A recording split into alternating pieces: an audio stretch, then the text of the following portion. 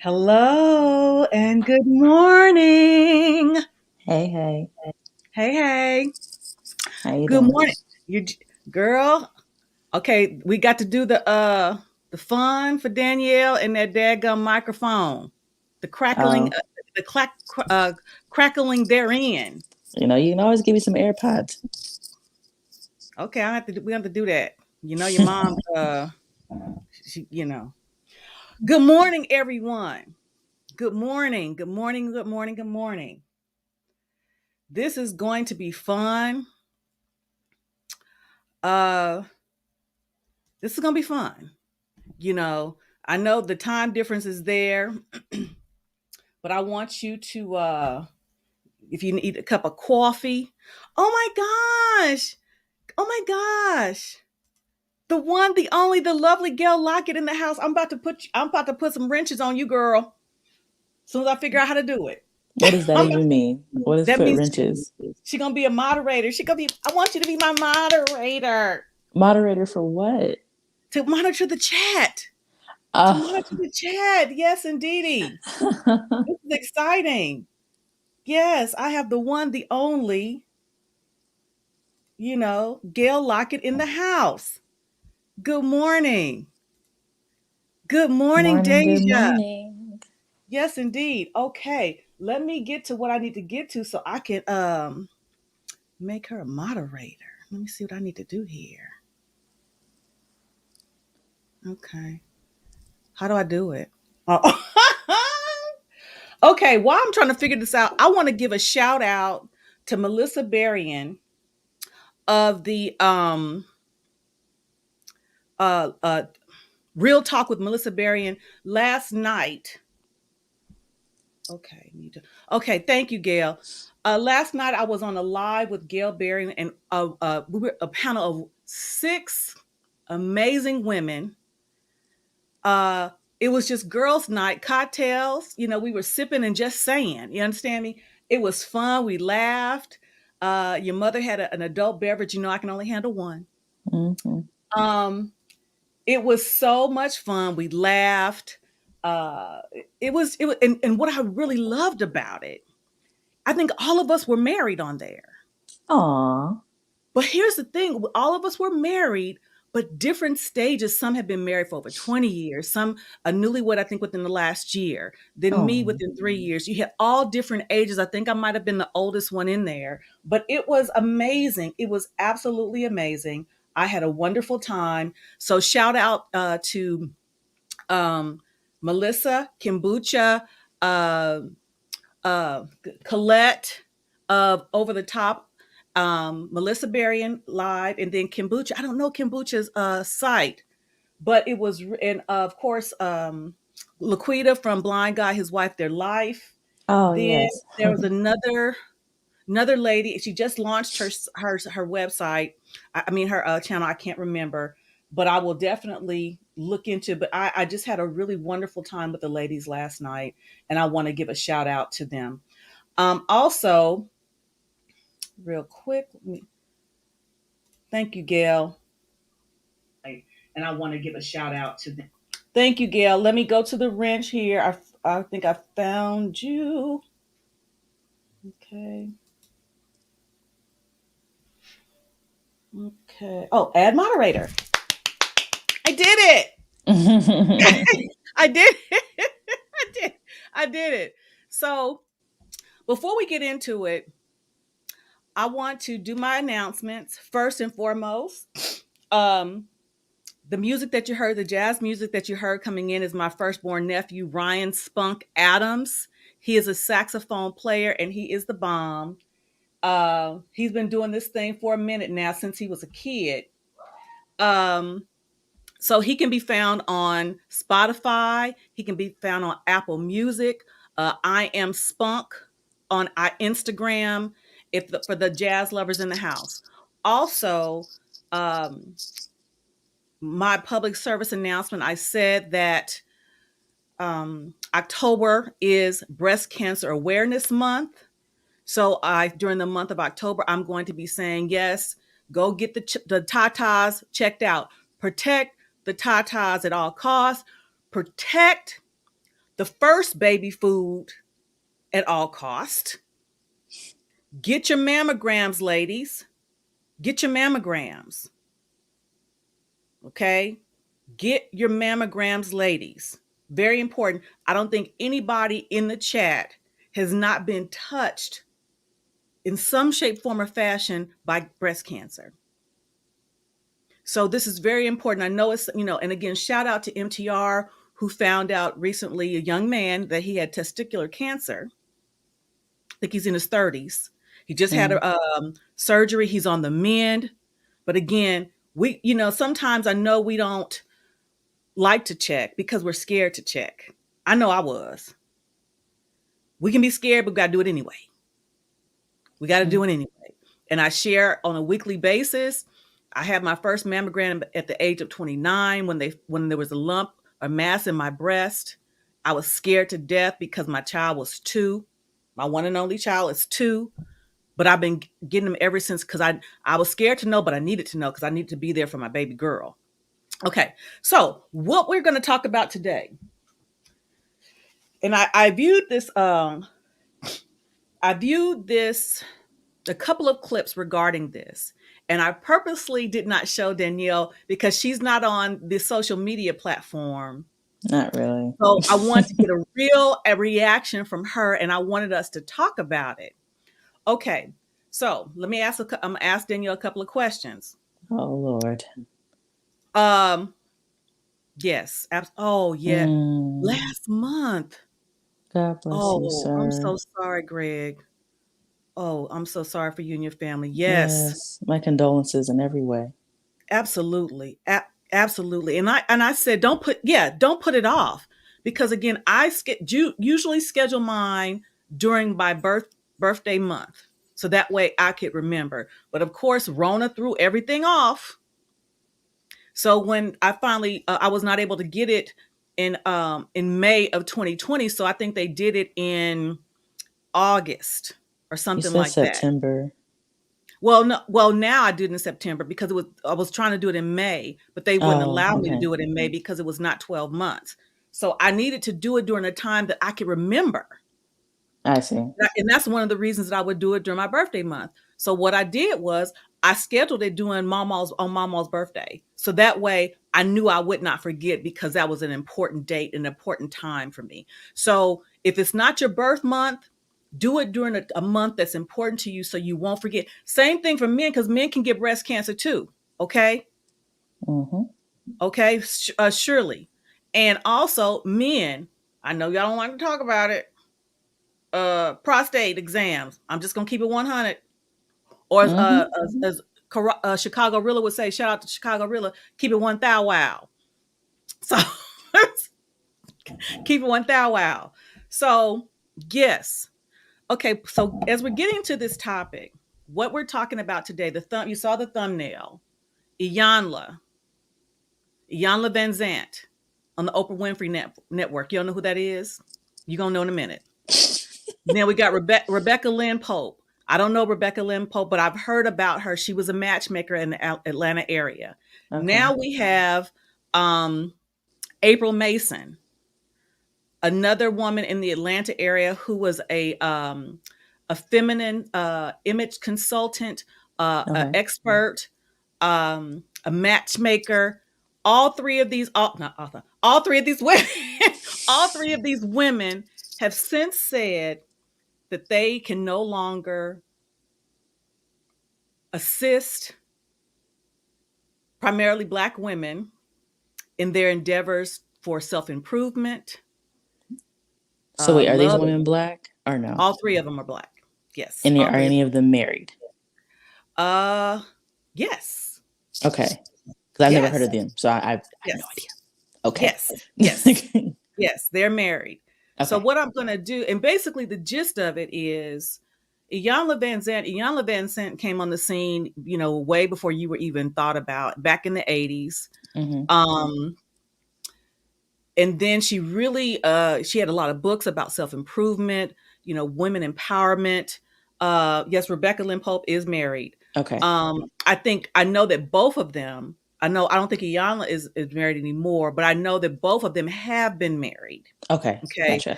And now, no, okay. The April and Iyanla are not, but I know they both have been.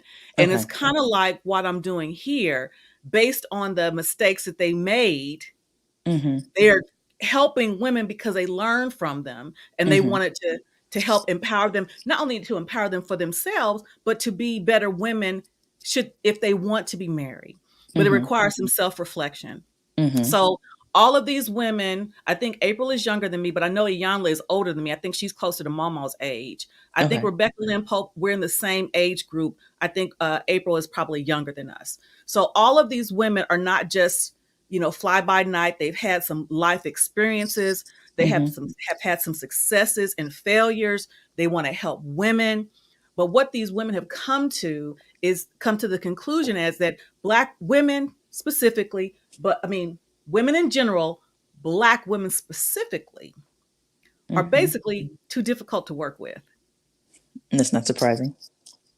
Combative, these are the Yep. words: combative, hmm argumentative, need to hmm be right, hmm uh, unrealistic expectations. Yep. Okay, so that's the background story. So now, with Man, that said, you don't want to get me to talk on this topic, my. I get. yes, I Oh, do. no, you Yes, I do. don't. Yes, I do. Yes, I do. Yes, I do. Yes, I do. Yes, I do. Because again, Because me and Kevon were just talking about it last night. really, Yeah, man. okay. Well, before we get into it, what were you and my son-in-law talking about last Well, night? I mean, we're talking about Black people in general, but Okay. we're talking about Black men and what happened with their thinking when it comes to Okay. relationships, and why men will date a woman for years and never marry her. Mm. And he was wondering where did it start? Like, why is it so broken? Okay. So I gave my analysis. Again, I'm not a man. So Right. men who are listening, take it with a grain of salt. I'm not in your head. It's just what I've observed. What Mm-hmm. I observed is it starts with the family. A lot of Okay. men come from broken homes, meaning they're raised by their mom. And I'm not Mm-hmm. saying that necessarily the father's out of the picture or incarcerated. It could be, baby made out of wedlock. Now they're kind of co-parenting. Mm-hmm. So if a man is raised by a woman mainly, he doesn't understand how to be a man because there's no example of one. Mm-hmm. So what you see is like basically when the mother is toxic towards the father, the son sees that. So he then associates all women with that toxicity. Like, oh, all women are crazy, or specifically all Black women are crazy because I see Mm-hmm. the way she treats my father, or vice versa. Let's say it is a good single parent household. Again, there's no man to set the precedent of what standard you should have as a man when it comes to dating. So this little boy fall in love with the first girl he sees. That girl is probably immature out of, youth. So she breaks his heart. Now he becomes an F boy for the rest of his life because women ain't ish. Because the last one I loved treated me like trash, just any of those kinds of things. So that plays a factor in it. But then let's take it to the next step. Let's say, again, there is an apparent household that is together, but let's say the marriage is dysfunctional. So the kid is seeing that. So it's like all these different scenarios are rooted in dysfunction. So there's no order or standard set on how a relationship should look like. So they're just going out in the world clueless on what a healthy marriage looks like. So why would they get into one? Like if the only marriage you saw was everybody arguing, why would you want to be married? Because what you think marriage is that, that's your only example. Your example of life starts in the home. So eventually they may get their own opinion, but it may take them years to overcome that, suppressed feelings towards their parents, which then leaks into their dating life and leaks into other things. It's just the cycle continues. So it's like a lot of people don't have the wisdom or the revelation to break that generational curse of dysfunction. So they just keep falling into it and falling into it and just keep going for years and years and years until hopefully someone wakes up and it's like, this needs to change. But if nobody wakes up, I mean, they just continue in it. So it's not like men and women have this issue because a lot of people come from broken homes. So specifically Black people. I'm not saying that white people don't or that other races don't, but you just see it more in our race. Okay. So that's a good point. So with that stated, let's just take our example. Me Mm-hmm. raising you. Mm-hmm. We've talked about this before. You know, what I showed you, right? Mm-hmm. and the dynamic between me and your dad Mm-hmm. that left an imprint, right? Mm-hmm. You know, were we trying to screw you up? No. No, of course not. And that's never the Did intention. Like I we? don't, yeah. Did we in some ways? Yes. Yeah, like parents, I know, I mean, shoot, with Michelle, I have no intention of messing her up, but again, I'm a human being, you know. But, you know, kids don't have the wisdom to realize, oh, this is just how they communicate. They take it as this is what it is. Like Hmm. they don't have the, you know, discernment really, not at that young age, you know. As they get older maybe, but also too parents shield their kids from too much reality as well. Mm. It's like you set this you think they can't see you. And I never really understood that with parents. I'm like, you know, they can see you, right? Like they can see that y'all don't like each other. Like they just can't say it because they're probably gonna get hit in the Right. mouth. Right. But they see it. You know, it's not they're not stupid. You know, Shell is 6 months old and she can see the bottle from like 10 feet from her. Like she can see it. So it's like there she's Speaking of not the stupid. bottle, she held it all. She was holding it all herself Oh yesterday. yeah. Oh yeah, you She's missed like, it. "Gee, She's I don't sitting need up you. now. I don't need you to help me. I got it." But anyway, I digress. Go ahead. Yeah, but it's just it's that kind of stuff, you know. It's like, you know, not saying that, oh, you got to pretend like you don't have disagreements in front of your kids, but it's like set the precedent of reality with your Right. kids. That you and I think that's where a lot of black people mess up. Oh, that's so sweet. I know. Thank you. But that's where the unrealistic expectation comes from, is because women and men, or whether they're married or not, the parents are setting unrealistic precedents on their children.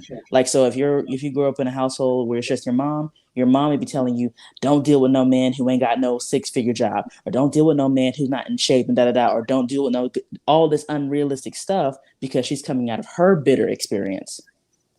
But what you're doing is screwing up her reality and perception of it, to think like, oh, if a man doesn't have a high paying job, he can't add any value to me, which is not true. You make a good point because, wow. Okay. Yeah, she came from me, but I can go ahead and say she's far wiser than me at 27 than I was. Okay, let's keep it 100. Um, because of my experience, watching my mom struggle, right, with me and your aunt, and her saying, I don't want that for you guys. I want you to focus on, because again, she had me and my sister before Mm-hmm. she was 20 years old. Mm-hmm. So, and then, struggling, taking different jobs, sometimes working 2 or 3 jobs, and dealing with situations to help pay, because she had 2 kids. So she's telling me and my sister to focus on education so we could be self-sufficient. Mm-hmm. Not saying, not really trying to teach us, say, well, don't do it like I did, but this is the kind of woman I want you to be, far as to look for a man, how to serve a husband, because she was in survival mode. So again, that's what she Mm-hmm. taught me.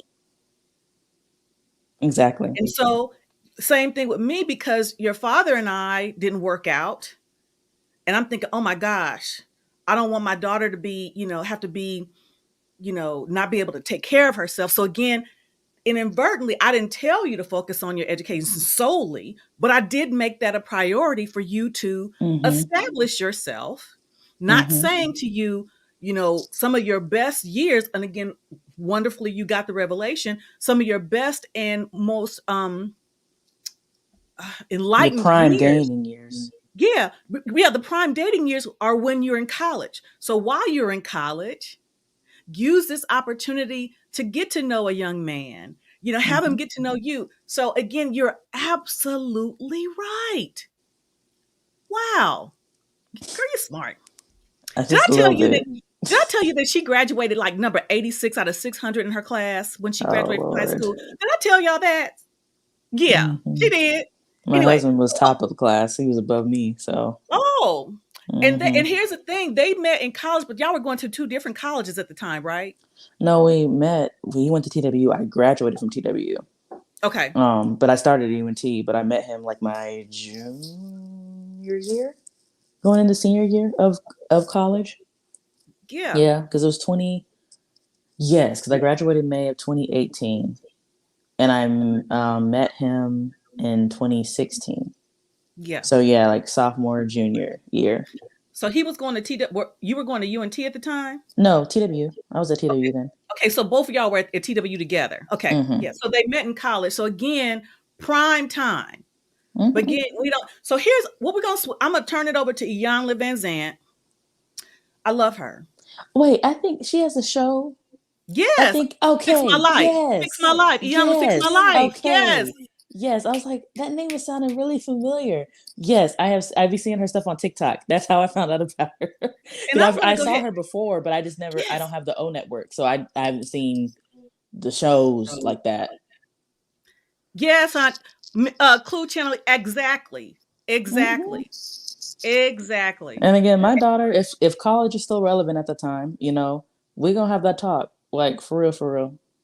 Like we're gonna be like, hey, this is, not saying pressuring you. If you don't want to be married, that's not my objective to force you into it. But if marriage is something you want, this is your prime window. Yes. Like that's all it is. Because I'm not pressuring my child to have kids. I'm not pressuring her to get married. I don't want her to feel that unnecessary pressure to do any of that. It's something I want you to desire for yourself. Because if I pressure you, I'm not gonna always be here to take care of the kids that I pressured you into. So it's no point in me pressuring you into it. Good point. So it's like, yeah. And another point of the Clue Channel, several of my close friends and sorority sisters, they met their husbands at OU and the University of Oklahoma, and they are still together almost 30 years later. So they got the revelation. But I'm gonna tell you something else though. They had many of them. They came from two-parent households, so they saw it. They saw Mm, many of them that I can think of off the top of my head saw it. So you make a very good point. A very good point. hmm. Yep. See, see It's the easiest time to do it. It's the right. easiest time. And it's not saying that, oh, if you didn't meet your spouse in college, you'll never find him. That's not what I'm saying in any way. So please do not read into that. It's just the probability is a lot higher. And let's talk about It's that for a just second before we get into this clip. Let's talk about because the fact of the matter is, at that time, neither mm-hmm. one of you have started your careers. Nope. So the need to compromise, if you will, well, compromise is not the. Is that my son-in-law? Yes. Is he being petty? I don't know what he doing. Okay. Yeah, because again, you all haven't started your careers yet. So Mm-hmm. not really, or you're just beginning your careers. So the need for somebody to give up something, for lack of a better phrase, is not as intense because you guys are still growing. Like Oh you and you yeah. and you and Kivana are doing now. I mean, again, I mean, I know some single women now, Mm-hmm. beautiful women, like, don't know why you single, beautiful women, but they Yeah. squandered their college years in the name of looking for something more. And it's like, no one told, and some of them came from married households. Mm-hmm. So again, it's more so like, Ayanna saying it's the unrealistic expectation. It's like you're looking for a man to be the complete package in your 20s. And I am, again, this is just my comment now. Mom, your camera went out. Did you? I did it. I had to do my nose. No, I you don't want to fine. see that. No, we know it's good. Y'all don't want to see But that. but also too, another thing that I will say, this is just my commentary. I am not church bashing in any way because I believe in the church and I go to church quite often. But I personally think a lot of unrealistic expectation for black women is set in the church Mm. quite a bit. Then I'll tell you why. They have all these singles conferences, all these relationship conferences, all these wife conferences, all stemmed around the fact you need to find a man that's the complete package. He needs to be in his purpose. He needs to do this and this and this. And I understand what the pastor may mean because I have a level of discernment, but a lot of people do not. So they Mm. take that and put it in an ill-conceived notion. So when you hear, oh, he got to have his full purpose, they notate that to money. Like, oh, he needs to have the job. He needs to have the house. He needs to have the cars and all that. He should be in his full purpose because that's what a purposeful man has. No, no, no, no. Purposeful man knows himself, but still could be broke. A purposeful man knows himself and still could be in college. You hear what I'm saying? So Yeah. they take that and run with it. And I don't see that in any other race but Black people. Don't see it Mm. anywhere else. And I've been to some white churches. I don't hear them preaching on that. I Mm. don't. I have never seen more Interesting. single conferences at Black churches than any other church. And I've been to Whoa. some mega white churches. I ain't seen it. Now, unless it's behind the radar and it's just not publicized like that, I Mm-hmm. don't see it. So it's like when you do all of these things and have all these conferences and have all of this stuff, you're not preparing these women for the reality of what you're preaching on. And that's the problem. And it's Mm. like they don't realize, like again, there's this woman I know now. I mean, I'm not gonna say her name, but she was dating this guy, and he was a really good guy. Like I liked him for her. She messed it up, and let me tell you why. He wasn't saved enough for her. He still wanted to. He wasn't so pure, as they would say. Like, oh, I don't know why he's trying to have sex. Oh, I don't know. He's a man.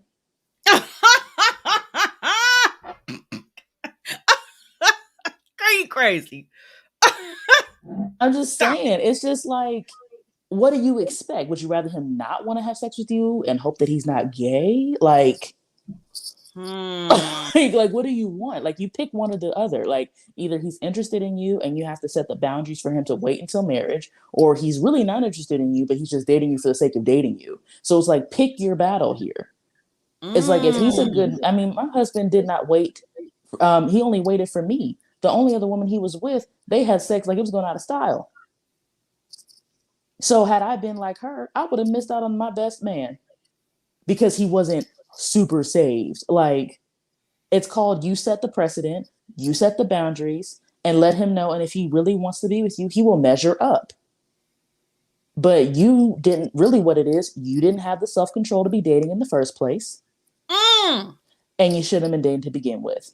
And I'm not Mm. saying it from a self righteous thing. Me and my husband did not just stay saved the entire time. We slipped up a few times here and there. But the point was, I Right. set the precedent that when we did fall off, we got back on. It wasn't like, Mm. oh, we fell off. Oh, let's just do it. No, it's like, okay, no, we messed up. Let's continue to wait. But that's the point. It's like it took that time of thing to get yourself together. And so it's like, you don't want to have a real man because men, that's what they want to do. They want to have sex. It doesn't matter because and then, oh, this is what got on my nerves too. She's like, well, I know some other guys who, I'm like, I promise you, they weren't tempted then. That wasn't who they wanted to be with. Because when you really want to be with somebody, you will want to bang their brains out. When it's someone you really want to be with, oh yeah, I don't care. I was like, every man wants to have sex. I don't care how much they lie to you and say that, oh, they cool, waiting. Nope, they want to have sex. I bet you every pastor want to have sex, every single one. And I'm sick of them lying to you and saying that they don't. Bold face lie. Well, my pastor, him and his wife, they've been together for over 20 years. They met in college. Oh yeah, that Concord Church, yeah. Yeah, they met in college. Pastor Carter went to Oklahoma State. Lady Carter went to OU. Shout out to my Mm-hmm. soror, ooh, Kappa And Alpha. But again, like I anyway, said, maybe yeah, they did keep themselves. But again, my point is, if they they did, they did it. probably had. They didn't. They did, and that's and I'm not saying anything that has not been put out. Pastor Carter has talked about how how they were shacking, and he said he felt convicted because they were shacking. He said, yeah, we shacking, and he said, I think he said he didn't want to tell his parents because but I mean, yeah, he he could he preacher's was kid, yeah. honest, you know, he But was it's just honest, the point, there. I do know married couples who did wait. Like I said, it's not right, everybody gives in. I know, but again, even those people who I know who did wait, they had a serious support system. Like in the right, sense they couldn't be alone together, they couldn't be at each mm-hmm, other's places because they knew if y'all was left alone, we having sex. Like, and yes, that's the point. It's like, so if you are at that point, that's when you need to have the maturity to be like, I want to have sex with this man. Let me connect with Danny. Let me connect with some friends of mine who I can go on dates with him so we can still date, but we don't aren't as tempted alone. That's maturity. Yeah. But you clearly weren't mature enough right now. So, which is why it failed. But And again, here's the thing. Here's the thing. I'm gonna go ahead and put it out there. We talking. oh There's nothing in Lord. my coffee but coffee. We Uh-huh. talking. When me and my husband were dating and we were engaged, we tried to. Set the parameter. I set the parameters, like my daughter is saying. We, but we fell off a couple of times. We fell off a couple of times. But then Mm-hmm. we kept trying to put it back together. It just was, oh shoot, I'm a wretch. I'm a wretch. It was it was nothing like that, because we're human and we really we wanted to be with each other, but we tried. We fell off a couple of times, but then we kept trying again. You Mm-hmm. know, but to to say that because we fell off, we weren't serious about it. That's Or that we Exactly. weren't saved, or that we weren't trying to be right or do right. Yeah. We will be setting ourselves up for failure because we are human. Exactly. And that's the part where, again, the people who I'm talking about are my people I go to church with. And again, I love them. And if they see this, it is with no hate or malice or irritation with you. It's just that I have what you want, but you try to tell me how it's going to go. Okay. Ooh, say that again Okay. for the people in the back. Say that for the people in the back. You want what I have, but you're trying to tell me how you're going to get it. Oh, okay. Figure that out then. Let me know if that works for you. Let me Like, know. Because if it does, holla, great. say holla back. Because again, I have lived it. I am not someone who is out here unaware. I am very aware. And I've dated more than she ever did. Mm. I've had a couple serious boyfriends. She's never had one. So it's like you really don't know anything. You know what people tell you, but you don't have anyone of any real experience telling you anything. You have your little friends who kind of dating, but ain't none of them married. Because again, I'm someone who, again, is no shade to anyone's platform in any way, so please do not say this, but it's like for me, I don't carry the same regard when people give me advice who don't have the actual experience. So example, I will take the advice of a married woman over a single person every time, because you don't have the actual experience. You have the analysis, so it's not saying what you're seeing or what you're noticing isn't real. But it's like, why would I take advice from someone who doesn't have $1 million and taking it from a millionaire? That doesn't make any sense. The millionaire has what I want to achieve. So I'm going to go to the millionaire over someone who is just talking about what possibly a millionaire might do. That doesn't make any sense. But a lot of people do that. They don't want to listen to married people. They want to listen to the people who are single like them, who they feel like identify with them more. But that's not true. They know what they may know, but they don't know the actual, they haven't lived it. So when you live it, there's a different level of application than when you're speculating on it. Well, it's funny you say that because there was a show the other night on Lapeef Let's Talk. No, yeah, Lapeef Let's Talk. Shout out to the Lapeef Network. There was a young lady on there. She was talking about how a friend of hers, a very close friend of hers, was having marital problems, and she would talk to her and try to, pray with her and encourage her. But she got some pushback from the chat. It's like, basically you need to be out of that marriage because, one, you're not married, Mm. and two, it's not your place. Well, first of all, it's not your place. Secondly, you're not married, so how much advice you're going to give? Mm-hmm. So and again, they went hard on her, and I went in and told her, I said, I understand where you're coming from. I Yeah. said, because I've seen it too.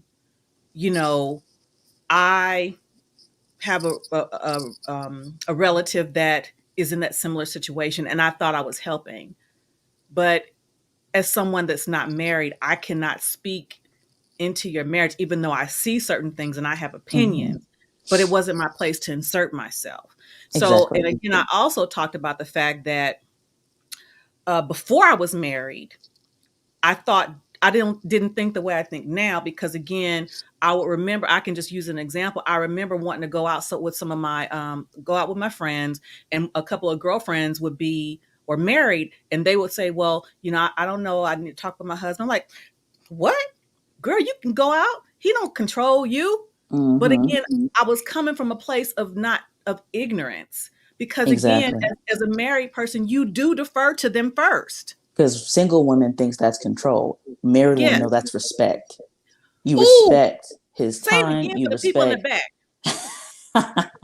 I say, single women think that it's control, but married women understand it's just respect. You respect your husband's time. Because, example, let's say, I'm going out with you to a restaurant, right? It was kind of a last minute. Kevon could have had plans. So, out of respect, let me check with my husband, making sure he didn't already have his day set out so it doesn't throw off his rhythm because it was a last minute thing that we had scheduled. That's Right. respect. Single women like, you gotta check in with him. He don't run you. You a grown person. Mm-mm-mm.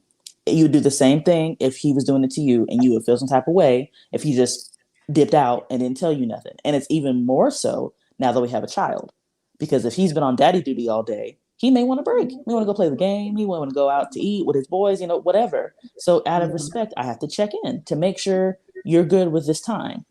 But Yes. again, a lot of people, or it's not even people, a lot of single people don't necessarily think about it that way. And how could you? You're not married. You Right. don't have the actual experience of Right. building a life with someone. And even they're like, oh no, we're in a relationship. No, no, no, no. Relationships, even if they're long term, are not the same as marriage. It's not. Because your relationship is tested spiritually when you actually make that covenant unto God. And it's Mm. totally different. How do I Yes. know? Because me and my husband lived together before we got married. He was my roommate before we got married. So we were living together for almost 2 years before we got married. And I'm thinking, like, oh, this is marriage. Like, this is no. Marriage was tested once we actually got married. And again, it wasn't bad. It wasn't like, oh my gosh, how are we going to do this? But even still, we were tested in a way that wasn't tested when we were just dating and living together. So do not confuse the two.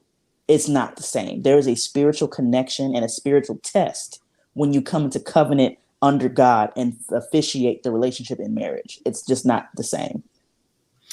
Okay, so before we get to the clip, I want to go ahead and shout out. You see at the scrolling at the bottom, Oh, I see. the four people are scrolling at the bottom are the sponsors for today's broadcast because they so graciously gifted me. I think I shared with you they gifted financial support to the channel on this past Monday. So this is my thank you to you. I appreciate it Oh, because yeah, I was so look at touched. that. And again, I appreciate it. Um, and I appreciate each and every one of you, whether you donate to the channel or not. Because like I told my daughter and my husband specifically, when I started this channel, it was a means of therapy for me. It was a means of therapy for me and also to help other people, to Mm-hmm. learn from my experiences. So this gift, I appreciate it. And so this is my gift to you. I want to shout out you for your sponsorship. And I thank you so much It's so because sweet of again, them. yeah, it is, and I greatly appreciate it. So we're gonna go to this clip. We're gonna see. Lord have mercy. See what Miss Iyanla Van Zandt is talking about. Okay. Can you see it? Yeah, I see it. When I say we're out of order, it's not a criticism and it's not a judgment because what I realize is so many of us just don't know. We don't know because our mothers didn't know. And my mothers didn't know because our grandmothers didn't know. And because our culture has broken down so much. I mean, I grew up in a time when if mama worked, grandma lived in the house. Where there were generations of people in the house, generations of women. And so there were so many ways that we were exposed to what it looked like, felt like, sounded like to be a woman.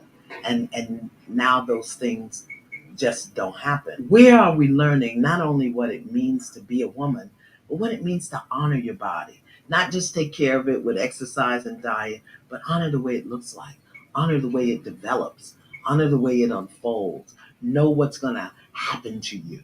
You know, where are we learning how to honor our spirit? Honor your spirit. Learn how to trust your intuition. Know what that inner voice feels like. Know what it feels like when somebody is dishonoring you. What it feels like when someone is encroaching upon your private space. Where are we learning that? Where are we learning how to process our emotions, sadness, grief, sorrow, fear, anger, loneliness.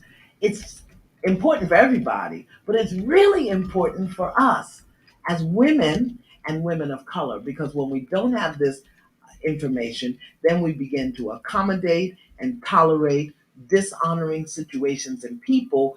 But more important, we begin to deny these things, and that's when we get into the drinking and the drugs and the overeating and just bad behavior and wrongdoing. So don't hear me. I hope you won't hear me as saying that we're out of order as a criticism or a judgment or beating us up. We're doing the best with the information we have, but we don't have the information that we need. We just don't have it. And it's not in the church. We're not getting it in the church, and we're not getting it in the home. So we're just kind of out there.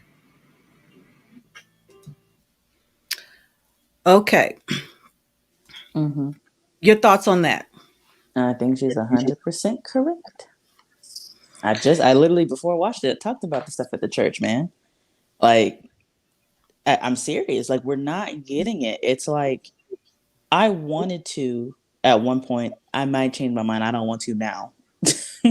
But I wanted to, at one point, teach how to date. Like, seriously, teach Well, how to date, teach how to flirt, teach how to not overthink, teach how to give grace and give examples. Because, like, seriously, people, women, we really don't know. right. Like, and it's shocking to me. It's like, wow, y'all really like don't know anything. Like seriously, like as educated and as Right. beautiful as we are as Black women, we are clueless when it comes to dealing with a man.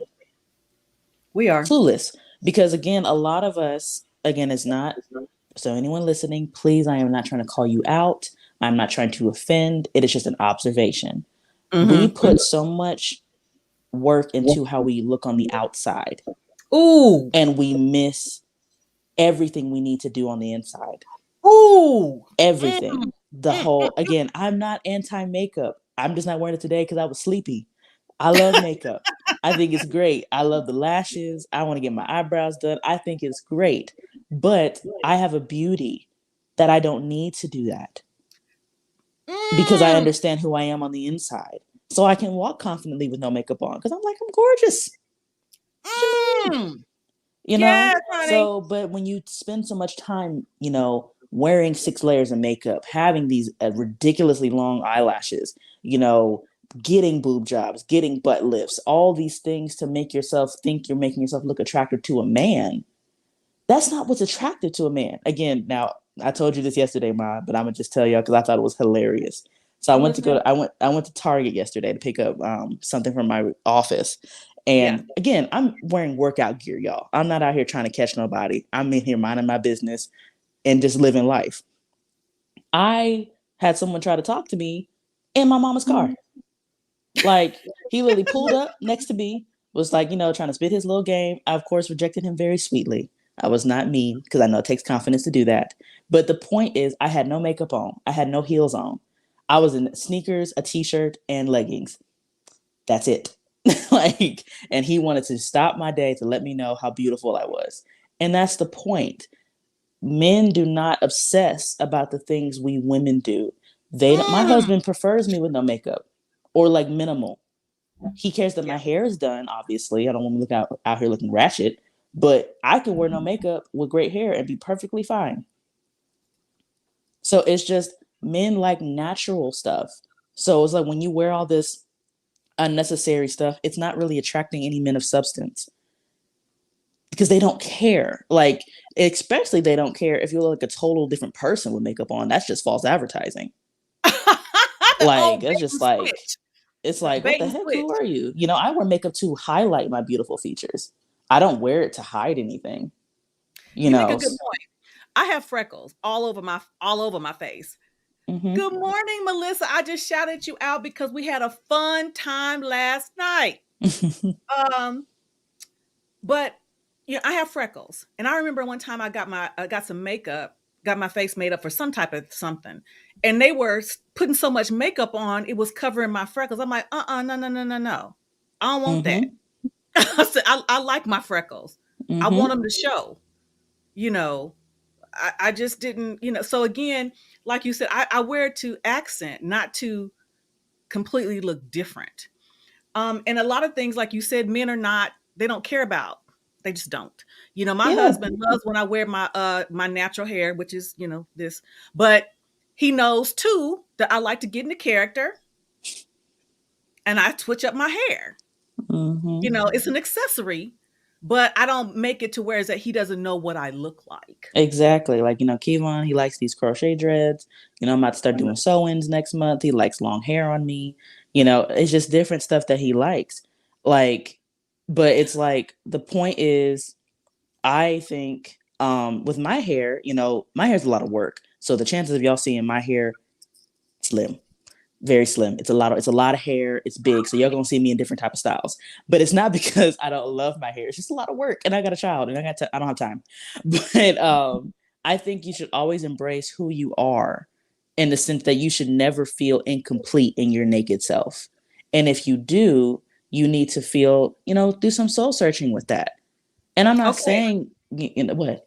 Miss Parker, you said you don't like your freckles. Girl, let me tell you, if you're talking about freckles, honey, do you know that people, and it's so funny now, women are actually getting makeup and putting freckles on their faces as a Yeah. part of makeup. Girl, honey, and ours Or is if natural. it's your hair, if I'm talking she about doesn't. freckles. Well, if She's she talking about doesn't like, freckles. I okay, because I was like, I couldn't She's talk talking about about she hair or didn't like her freckles. freckles. I think she was talking about her freckles. Yeah, because I was Oh, talking okay, about, hair freckles. I'd say yeah, freckles are gorgeous. Like I said, yeah, after I gave birth to my child, I have moles all over my body now. So, like, it's nothing yes, wrong with it. Like again, yeah. this is a postpartum body that pulled somebody yesterday. That wasn't even the snatch Danny who had slimmer waist who pulled somebody yesterday. So it's just the point. I don't pay attention to that stuff is because I know I'm beautiful because my husband tells me I'm beautiful. And I look at myself and I feel that I'm beautiful.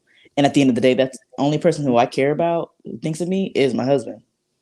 Anybody And else? Eh. and Iyanla is talking about something that's very, very, very important. Not just how we look on the outside, but how we feel, how we No, feed our seriously. souls. Again, how we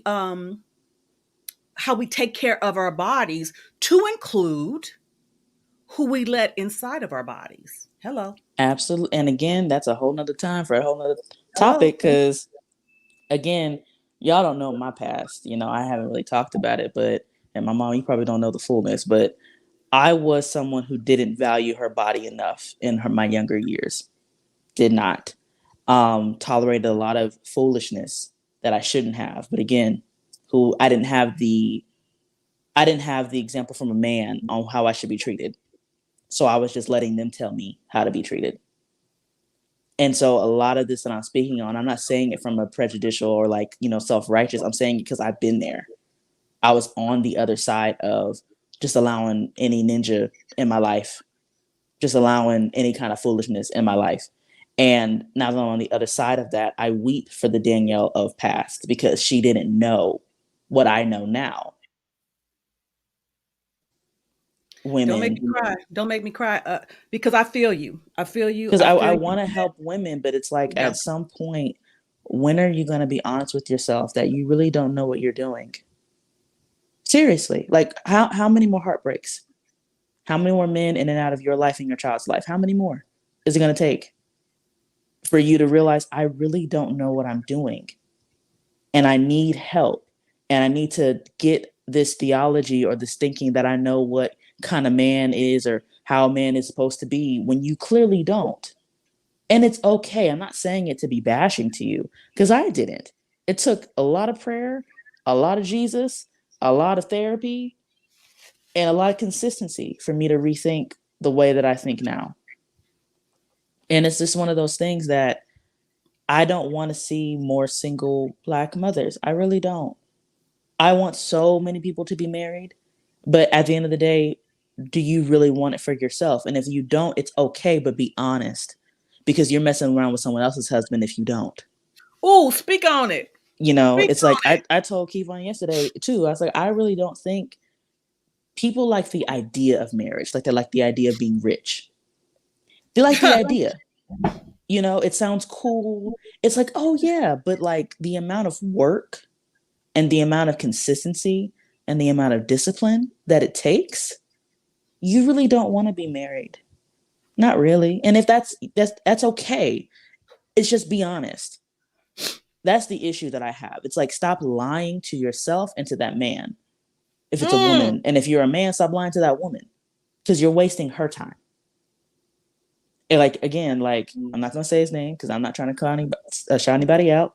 But one of my cousins is wasting time with a great woman, wasting her youth, wasting it, and says that that's his wife and all of that. Oh, you signed documents. Oh, you exchanged vows. Oh no, then okay, she's not your wife then. And he knows how to talk to me. 6 years they've been together. He knows 6. how to talk to me because I will fry you up for wasting that woman time. And she's a good woman. She is.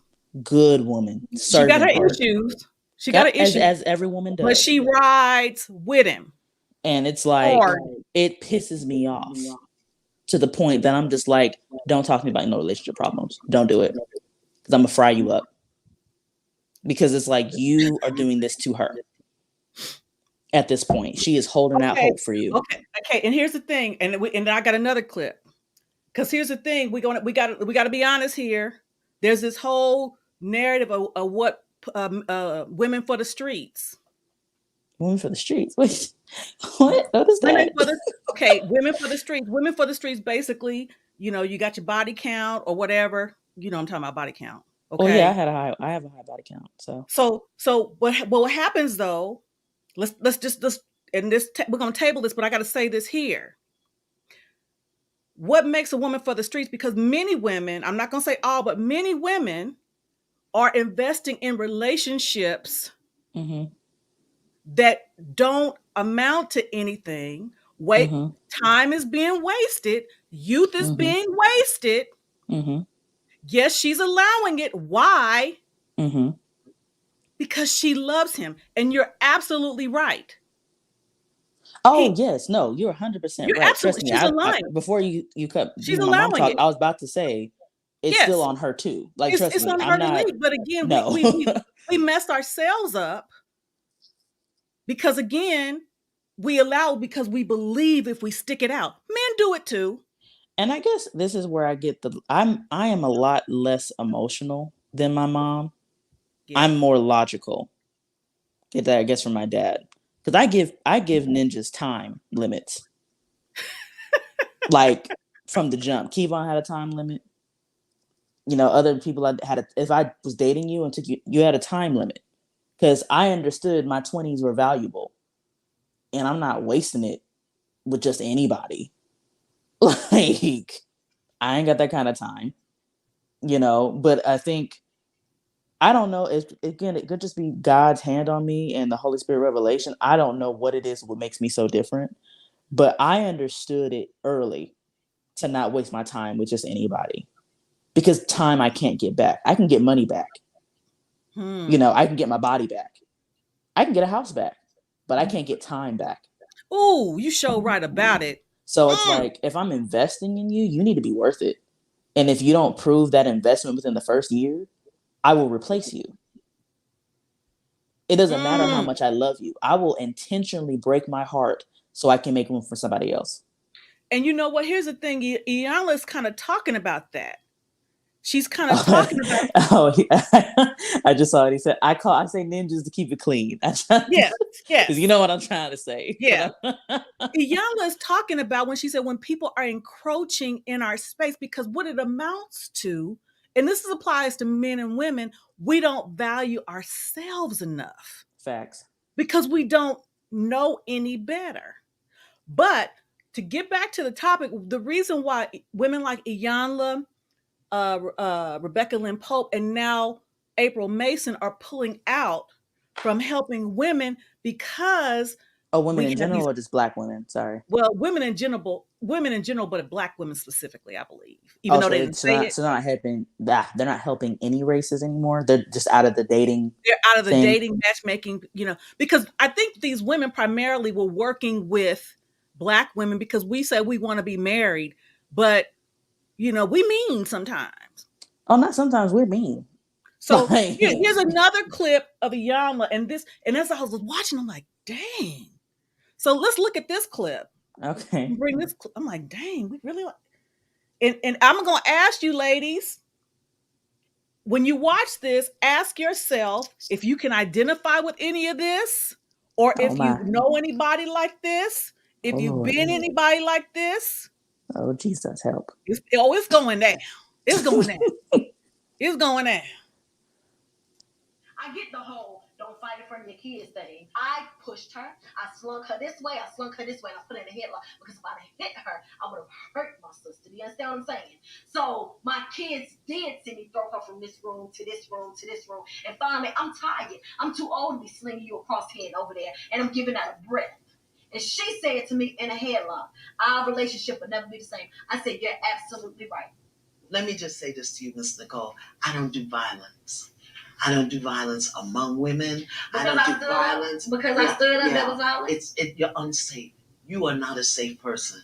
I'm aggressive, period, and I know but that. It's not I working. Speak aggressive, it's not and working. I know that. And if you're not willing to change, I can't help you. I can't keep engaging in this. You're going to let me help you learn how to listen? You're going to change your point of view, or I'm going to call your car. I can't do it. You are responsible for your triggers. You have to unplug them. Miss Nicole, I don't know you from a can of paint, and this is what I'm going to tell her. You may love your children with every fiber of your being, but there's no way with that level of violence in your body that you're a good mom. There's no way. Don't mean you don't feed them and clothe them and take care of them, but there's a distinction between providing for the child and raising a child. Mm.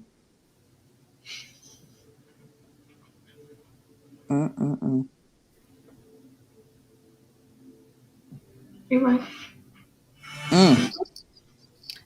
All up in your face with that one. My Lord. Whew. Yeah, that was a. Oh we. Yeah, that was a lot.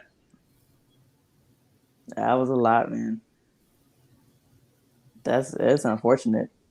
So, Iyanla is saying, she was trying, she had a lot of shows like this Yeah, because Fix My Life, yeah. Yeah, Fix My Life. Because again, it goes down to, let me go here too. I'm gonna find another clip because we haven't even gotten to the meat of it yet, man. Oh my, there's more. Yes. Yes. Oh no. Yes, it's more. Okay, so now let's move forward. So we, and I'm speaking in general terms, if the shoe fits, step in it. If not, keep it moving. We Black women, for whatever our reasons are, we mean. We can be mean. Hella mean. We can be mean. Hella mean. And we say it's strength. It's not. We say it's fear. Strength. It's fear. It's straight up we fear. say it's strength, but it's not. Mm-hmm. And we say I'm aggressive. Well, and again, it's not to say the point that we're dangerous. Exactly, because it's like I'm aggressive with certain things too. Like if I need something to be put in check, I'm aggressive to assert my position. But it's like, to what end? Like, you know what I mean? Like, I get where the world is nasty. The world is very unkind. I understand you have to have a level of aggression because I have a job. I gotta stand my ground. I have to be assertive and aggressive. But why to the people you love? Like there's no shield with my husband. He gets the full rawness of me. And that when I say rawness, I'm not saying, the nasty part. It's like there's no reason for me to be aggressive with him. Because what do I have to hide from him? When you're being aggressive, is you're trying to hide something. Like hide that you're upset, so you assert aggression, or hide that you're hurt, so you assert aggression. Yeah. Aggression is not a without reason emotion. You don't have to have like, You know what I'm saying? Like you have a reason to be aggressive. So it's either you feel threatened, so you have to assert your position, or you're fearful that someone's taking over territory, so you assert your aggression. It's a reactive emotion. It's not one, Yes. oh, I'm just resting in an aggressive state. You rest in Right. a happy state because Yeah. okay, things are great, but you don't rest in aggression. That's exhausting. It's like a fight or flight reflex. Here's we go. Lucky, you're right. Oh, and but Absolutely. to say that too as well, Lucky, it's like I understand that because I've had the same baggage, but again, to what end? You know, how long will you stay bitter because of that? How long will you stay hurt because of Yeah. that? People have trauma from when they were a kid that they still haven't dealt with. For Yeah. how long? Like Yeah. seriously, like how long will you stay there? Yeah. You're right. And it's And and it's here's the like, thing. And here's the thing. It's funny because people have written and talked to me about, how close me and Danielle are. Well, let me tell you something. And we she weren't would always test. We weren't always. And there's been even times that I yeah. literally had to tell my mom, I'm not talking to you anymore. Like this is the last time you're going to see me because her aggression was too much. Her control was too much. I'm like, you cannot control me. I am not your puppet to be controlled. And she could not understand that for a long time. And it wasn't until I put my foot down that she finally got, oh, I need to get my crap together because I'm about to lose my child. And I didn't want to do this, y'all. Like, understand, I am not someone who enjoys cutting people off. But it's like I had to protect my sanity because again, I'm not. My mom's generation was more like this. My generation isn't, and I hope we really get to this point that we're kind of more like me. Just because your family doesn't mean I have to have you in my life. Doesn't mean that at all. And I'm not saying that in the sense that you just cut people off because they offend you one time. That's not what I'm saying. But if someone becomes toxic for your mental health, whether they're your mother, your brother, it's not healthy anymore. And as much as it may hurt you to cut them off, it's better for you mentally because the amount of Okay. stress it was just too much at the time. You know, wow. And here's the thing, I can identify with this Yeah. because my mom is gangster. Again, Boy, I don't know. I've heard stories, man. my I mom don't is know. straight I don't gangster. know Shirley. And I tell the kids, I say, y'all know mama, y'all don't know Shirley. Those are two different people. And but again, it was how she was raised. She was raised Mm-hmm. that, kids don't talk back. They don't talk back at all. You mumble under your breath and you may Mm-hmm. not mumble too loud. And so I was afraid of my mom for years, well into my 30s. Well, but it had to come to a point that, and I was scared when I did it. I don't even know what brought it about, but I had to ask, I had to tell her some of the things that hurt me that she said Mm-hmm. and did. Yeah. And I'll give you an example because we talked about this. Parents will forget what they did, but kids never Yes. will. Never will. Growing up, my mom would say to me, and again, my mom is only 17 years older than me. But so she would say stuff like, you got a lot of book smarts, but you ain't got no common sense. She would say that to me. So when I went to college, and when I was in high school and college, those things still rang in my head. So I questioned, particularly in relationships, because a lot of it that she said was about, friends that I had or guys that I liked, and I was allowing them to treat me a certain way. And my mom would say stuff like that. So by the time I went to high school and college, I second guessed everything I did because I wasn't sure of my common sense. Yeah. And even with you, like, I mean, I don't remember years of my childhood just because of the trauma. My brain went into defense mode and just said it's better that you don't remember. So I just don't. Like years of time, don't remember. Like I remember sometimes when I was 6, a little bit when I was 10. I remember more of 12 and 13. and then 16, 17, a little bit, but I don't remember like a lot. Like a lot. I don't remember. I like it was so bad. There was people I forgot that I knew. Like there was a cousin who I used to hang out with, and my cousin told me about it. I was like, we hung out? How old was I? Like I literally forgot entire people and still don't have the memory. Still don't. Even when I see them, I'm like, I have no idea who that is. Yeah. So it's just like it's a lot of stuff that because I understand my mom more that I am a mom than I did when I was just a child.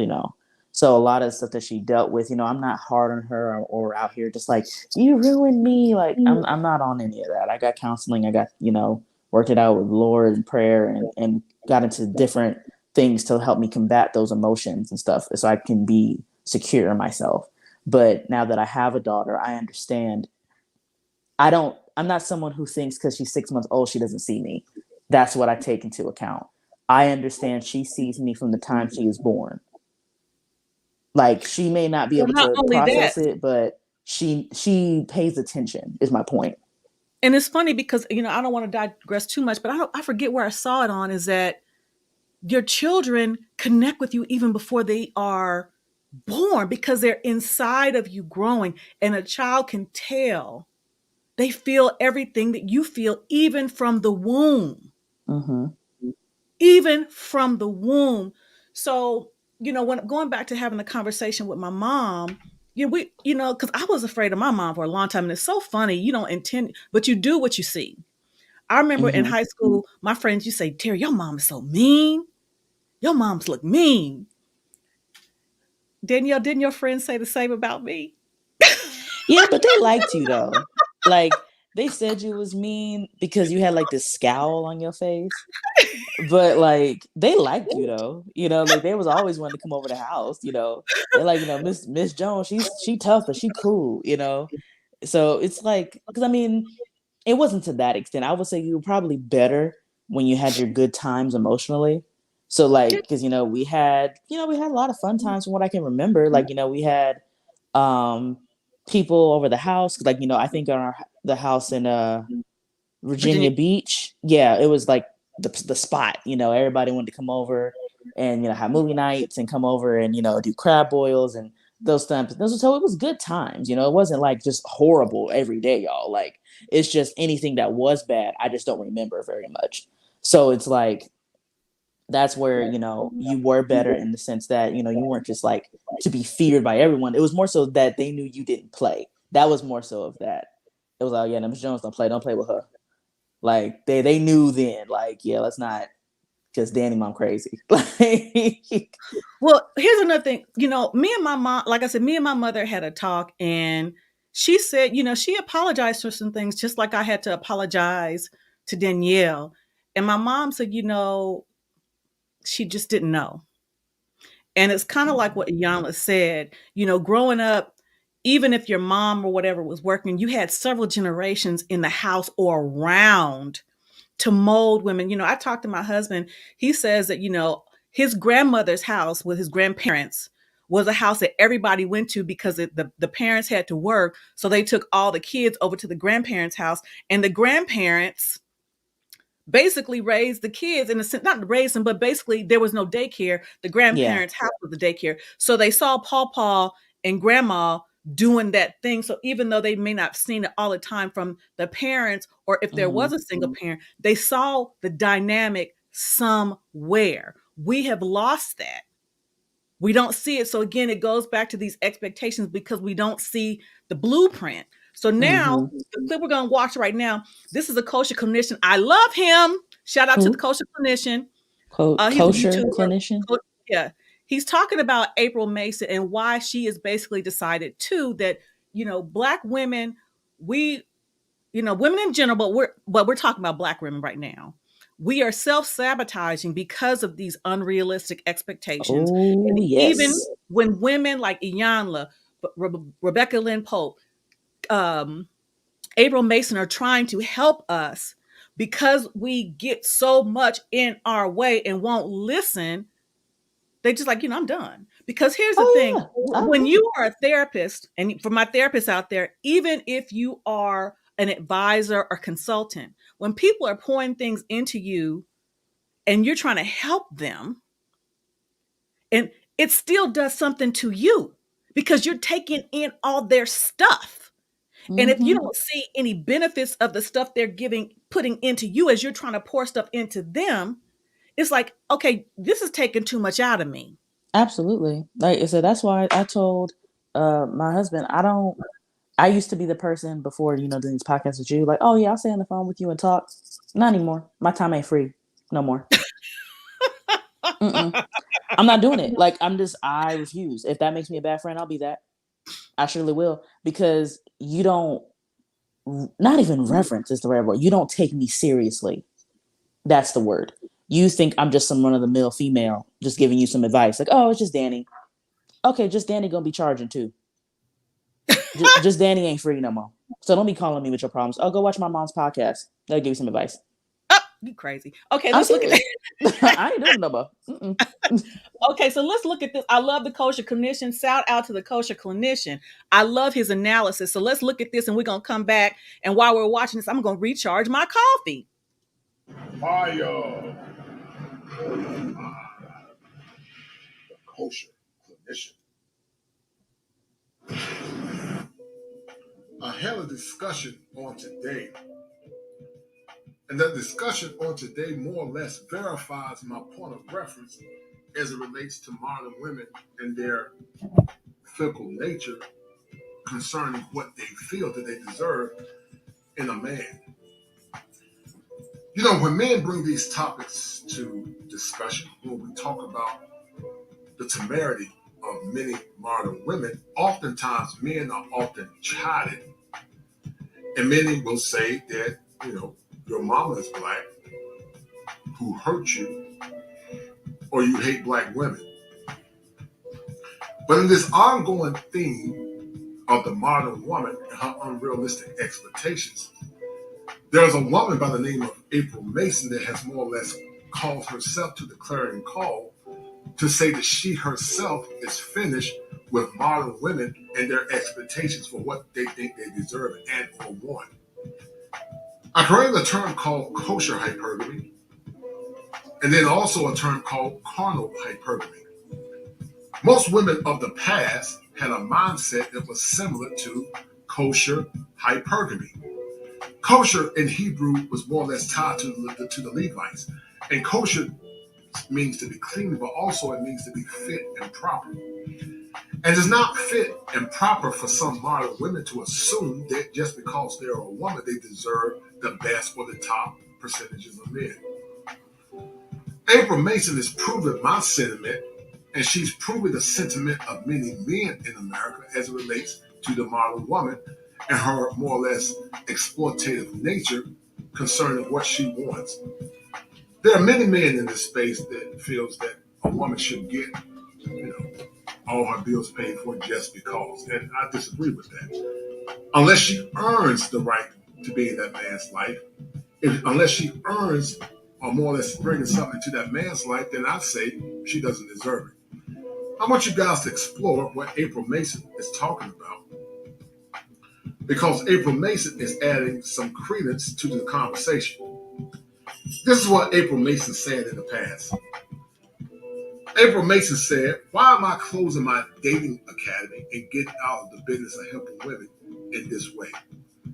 The same reason why I closed my matchmaking service back in 2013. And this points or more or less give clarity to what I've always said with many modern women.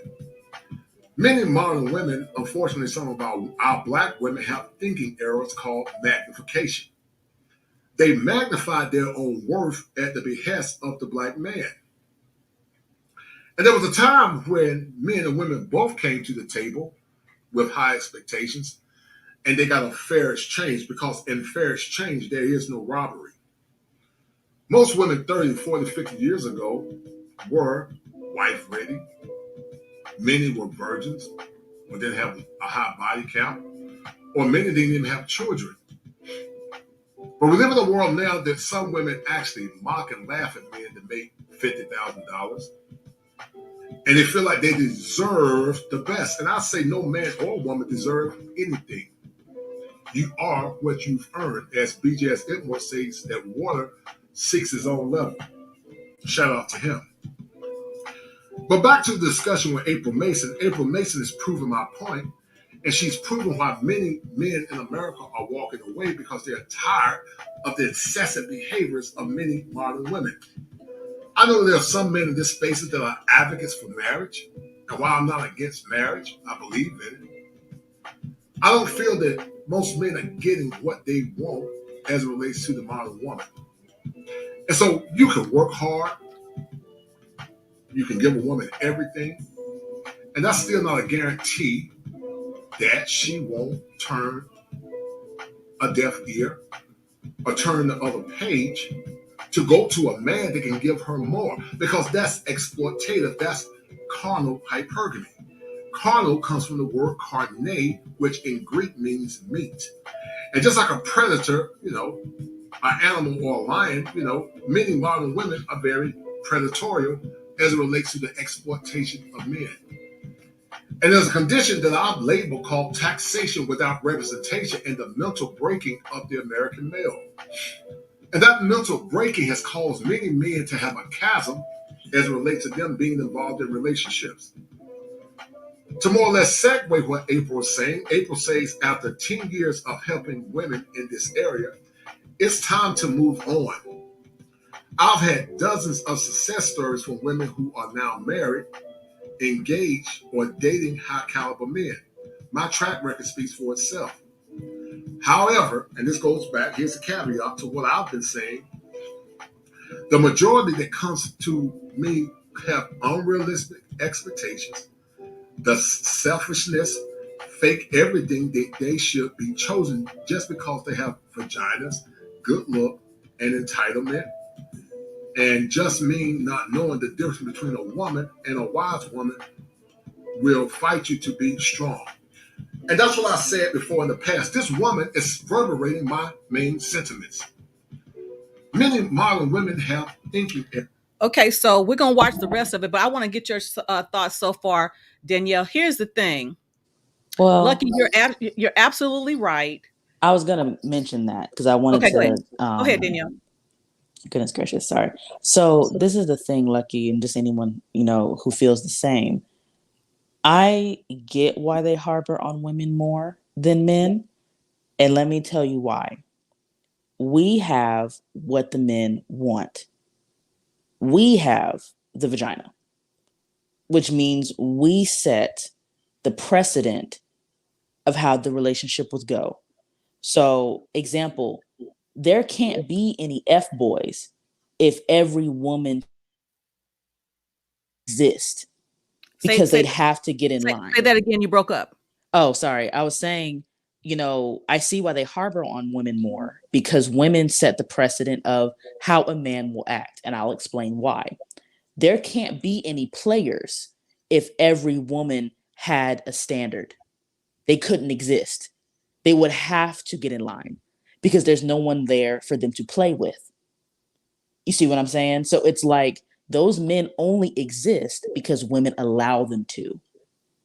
If every woman had a standard of marriage, if every woman had a standard of you don't get this sex without commitment, if every woman had the standard of wife mentality, those kinds of men, they could exist, but they wouldn't exist for long because there'd be no one for them to play with. They only can be players because there's a woman who allows them to be played with. That's the only way it's possible. So it's like, I'm not saying that men don't have growing to do too. Of course, they're not being raised all the time to be husbands, but even still, if the woman sets the precedent, they have to get in line or just don't date her. Because that's what happens. If you meet an F boy and you have a standard, okay, then he knows how to mess with you because you have a standard. He knows he can't get what he wants out of you.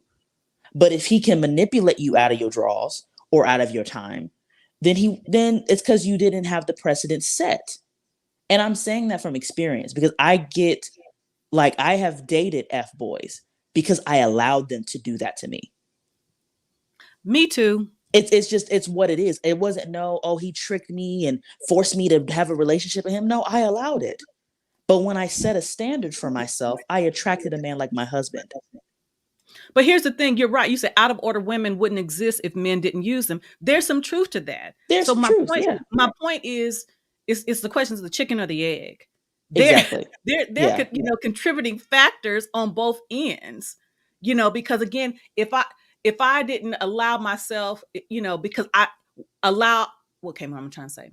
I allowed myself to fall in love with F boys when they showed me that they were using me.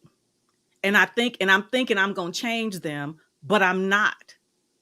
What's happening to me, because I keep choosing F boys that really gave me no inclination that they were trying to be about me. And then I'm being used. Then what's happening? I'm getting bitter. And then I take that bitterness to the next guy who may have been good for me. I run the hell over him. I run the hell over him. Why? Because I'm taking the baggage of the F boy who I allowed to use me. And I say, I'm not going to let that happen anymore. So I'm running the hell out of a guy that could have been good for me and then not taking him seriously. Exactly. Then I choose somebody else after he done had enough of me being bossy and shit. And then he goes to somebody else. He's like, fuck that. I'm not going to let that happen to me. So it's a never ending cycle. Exactly. And that's why I say that, like, women, and I'm not saying, because obviously I'm a woman, I'm not a woman basher. It's just the point is we literally do set the precedent, ladies. Like, there's no other way around it. I mean, the girl I was talking about, that's my friend who was trying to date that guy who was wanting to have sex and stuff. I was like, if you want to be married, if you want to be a mother and not a mother, to just some random guy, you set the precedent. The woman is the anchor, which means how it runs and how things go is by your standard. So if you don't have any, then it's just going to be whatever. And see, here's the thing. You're absolutely right, Lucky. Where's the man? She said, where's the man that was responsible for your vetting process? Exactly. He wasn't. I don't understand the question. I got confused. Basically, where was my father early on to show me what kind of man I should have been looking for? Oh, I see. And I would have been choosing F boys. Absolutely. Yes, so that's what I'm talking about. It's a never ending cycle. And it's the point. It's like, yes. Lucky, at what end do we allow the excuses of the past to dictate the future? Because I'm an example of that. I did not have the recipe of success according to statistics. Right. I should be a mother out of wedlock statistically because my grandmother was, my mother was. But at what point do you say it's time to wake up and change? We can be woe is me and victim blaming and circumstance blaming. We could all do it all day. All day. Shoot, I could do it. My mama could do it. But we both had to wake up and realize, okay, we are not our past. We are not our circumstances. And when you wake up and do that, you can have the life that you want if you're willing to change for it. And that's why I said before, I don't think a lot of people want to be married because it requires you to change. You can't be, let's just take the relationship part of it. You can't lose the weight if you don't change your diet. You can't be a millionaire if you don't learn how to budget and learn about wealth management. You can't, it's just requirements. Like, it's either you measure up to the requirements or you get out of the ring. It's simple as that. It's just like with boxing. There's certain weight classes. You either measure up and get to the weight or you get out. This is a good point. You make a good point here, Wanda Washington. Eve was manipulated first, and Adam took the fall. So this is a good point. Eve was manipulated by the serpent. And then she ate of the apple, and then she took it to her husband. And so my point is this. There's enough blame to go around, clearly. There just is. And the truth of the matter is, it always has been. It always has been. And it's the point is that to when do you stop pointing the finger and just wake up and move? That's the point. That's the question that I think everyone needs to ask themselves. I get I came from a horrible upbringing. I get that my mom was doing this. I get that my dad wasn't around. But when do you decide it's time to wake up and change? Because I'm not getting the knowledge I need from my house. I'm not getting it from my parents. I'm not getting it from my what to what end? Because we can all say that we can't change, quote unquote, because of where we're from and how we live and all of this other stuff. But it's that at what point are you going to just change your mind and get up and do it? Okay, absolutely. And here's the thing, look, you my niece. Please, by all means, I welcome all perspectives because our perspectives Yeah, are based on our experiences. So, exactly. definitely, and again, you and I have had many conversations offline, so I understand where you're coming from, for real. And I get exactly, like I said, look, you don't think I'm not validating your thinking. I get what you're saying. There is a whole lot men can be talked about too on both sides. I'm not saying it's always just, oh, it's 100% the woman. If I had to put a percentage, just my personal opinion, it's 60% women and 40% men. And I put more on the women because regardless of how you feel about it, we set the precedent because we have what they want and we can't give it to them unless we allow it. So we You know, set the standard. here's the thing, another thing too. You make a good point, Lucky, about vetting. My grandfather, who, when I think of a man, there was none greater. None greater. And now, Danielle, you understand because I was the first grandchild. Mm-hmm. So like you said, I can't, when y'all have other kids, I got to give the same energy. I'm going to love them all, but the first one is the closest one. So my grandfather was a standard of what I think a man is. He vetted he didn't necessarily vet my dad because I was conceived in the backseat of the car. Let's just keep it 100. Okay, My Mom, the chat is, right. everybody, we have our opinions, y'all, but, Be nice. let's be Yeah, nice. we're not doing that. Let's not fight. We're not doing that. It's Yeah, everything. It's okay. yeah, Like, it's respect. not, everybody's thinking and everyone's time when they come into revelation is different. So even if Lucky may not agree now, she could agree 3 or 4 years from now. Doesn't mean that she's wrong now. It doesn't mean that I'm wrong now or right now. Everyone has their thinking. We're speaking from our experiences and Yes. from what we've gathered in our wisdom with our journey. So just keep that in mind. There's no need to get hostile or anything like that. Like let's keep it classy on We're both here we're sides. here to learn and grow. And You again, know, that's why we're doing this. We're learning from my experiences. We're learning from Danielle's perspective. We're learning from mine. So that's, again, perspective is based on what? Our reality. again, like I So, said, there's some wisdom there because there are certain standards that you really can't, go away from when it comes to marriage, but there are some things that can be different. I always say that my marriage is not everybody's marriage.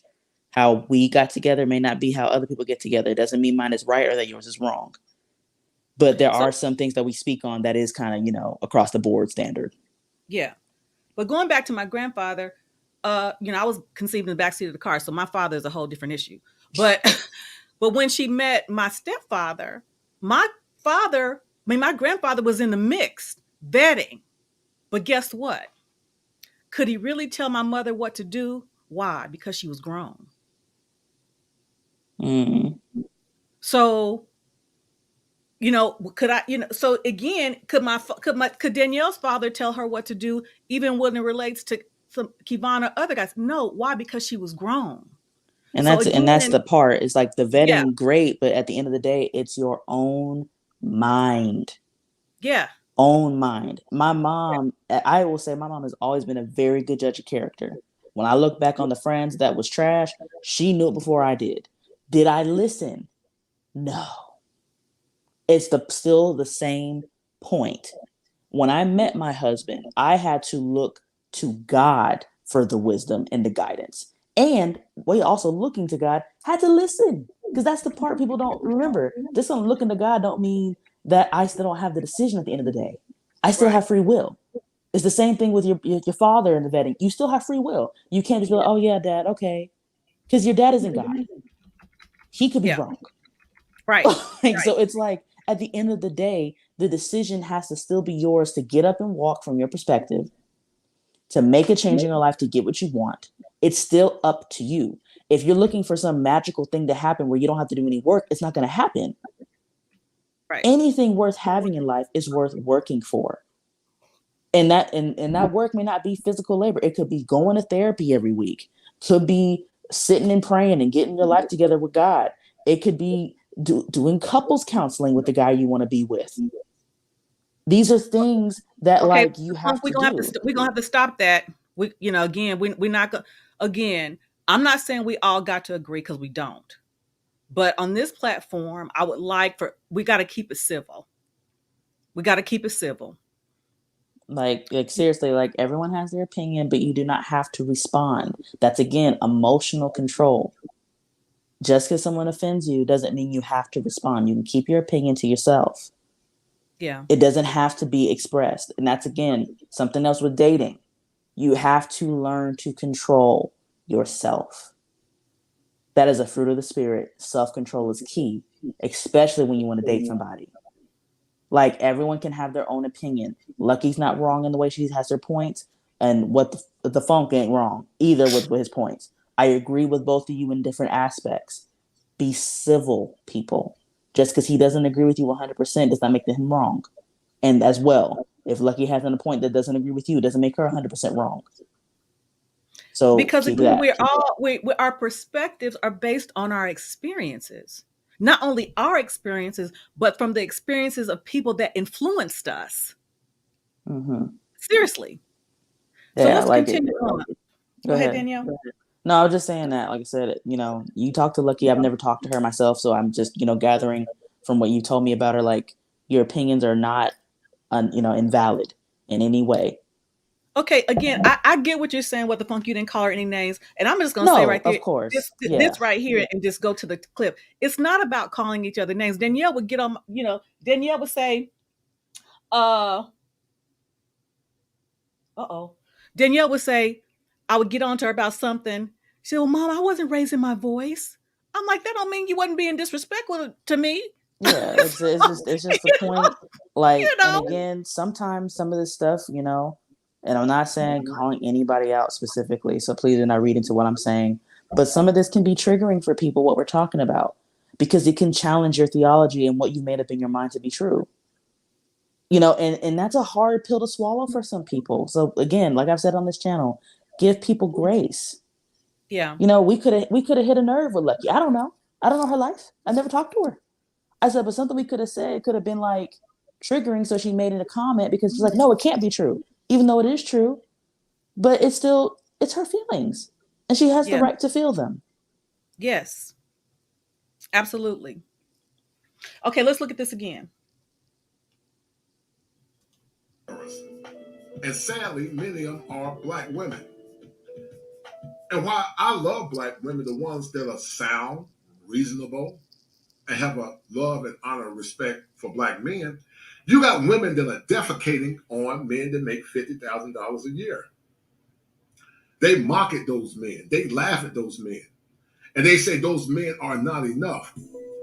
But suppose men would say that you are not enough. Suppose men say that, you having cares about other men is not enough.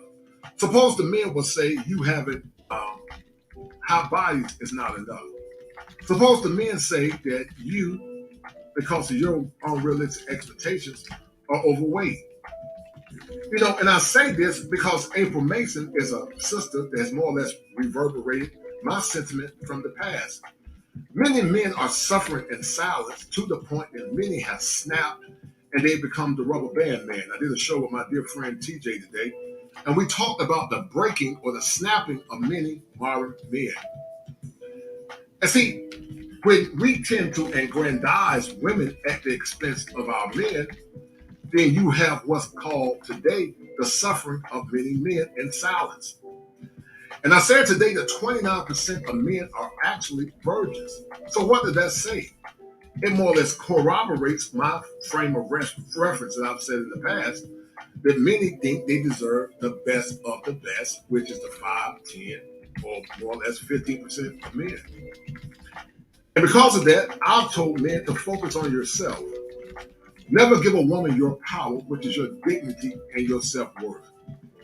I said on the show earlier today that I would rather be lose in dignity than lose in being a simp or more or less a commodification of subjugation. And many men have allowed themselves to be subjects because they have low self-esteem. They believe the lie that they, don't have any inherent worth. And while I believe that men should level up, and while I believe that men should work hard, and while I believe that men should give their time, money, resources, and effort to women that deserve it, every woman is not deserving of your time, your attention, nor your body. And this more or less goes back to what April Mason is saying about modern women. She is more or less reflecting what me and other men are saying. And that's why you have groups like IPMOR, SYSBM, Mid-Toe, or other groups of men, or just, men that are being more or less reflective on their own worth because they don't see any inherent worth of the modern American woman. April goes on to say, just looks entitlement, just meaning knowing the difference between being a woman and a wise woman will fight you to be strong, and not knowing to be versus do, thinking being a feminine woman is weak or pick me, right, April? And placing the blame and not taking responsibility or accountability for the choices that they make. And April, you're correct. A lot of women have a condition that I've created called deaf. And as a clinical therapist, that's tied to something called cognitive distortions. Deaf actually stands for they deny the evidence, they become enraged when you present them with the evidence, they argue or fight you to ad hominem attacks, and they fight you or flee when the evidence is presented. And that's what they've done to you, and that's what they've done to many women, and that's what they've done to many men. I want to challenge some of the young men and the younger men and also middle-aged men. Stop fighting with women that feel like they're better than you. Live your life on purpose. Live your life with convictions. Love yourself. Focus on yourself. If you don't have a passport, get a passport and travel. While we know that all men can't travel, while we know that only 5% of men have passports, if you don't have a passport, travel. Bruh, Okay. that deaf acronym took me out. Okay. I was like, ew, golly. What are your thoughts about that? He 100% right, bro. I tell you. I tell you. He ain't lying. He ain't never lied. Ugh, that's awkward. What I find interesting when he's talking about what he's trying and see, the clinical clinician, I mean the kosher clinician, he is, advocating for men. But he appreciates and validates when women have a different understanding, because again we're both generation Xers, so our way of looking at things is different.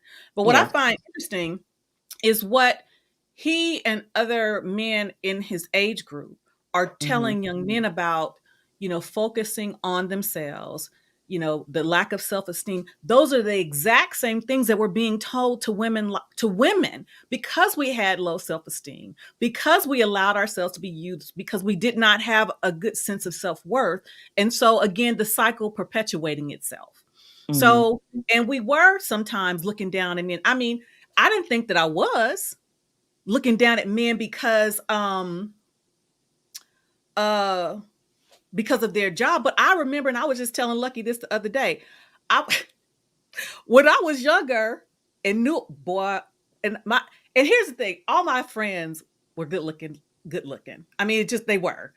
So when we would be out, and plus we were tall, thin, if a guy would come up to us, I'll get your godmother did this when I wasn't with her when she did it, but she told me about it. Because she's taller than me. A guy came up to her, talking to her, and she looked down literally because he was shorter than her. And she Ooh. flicked the boy, go away.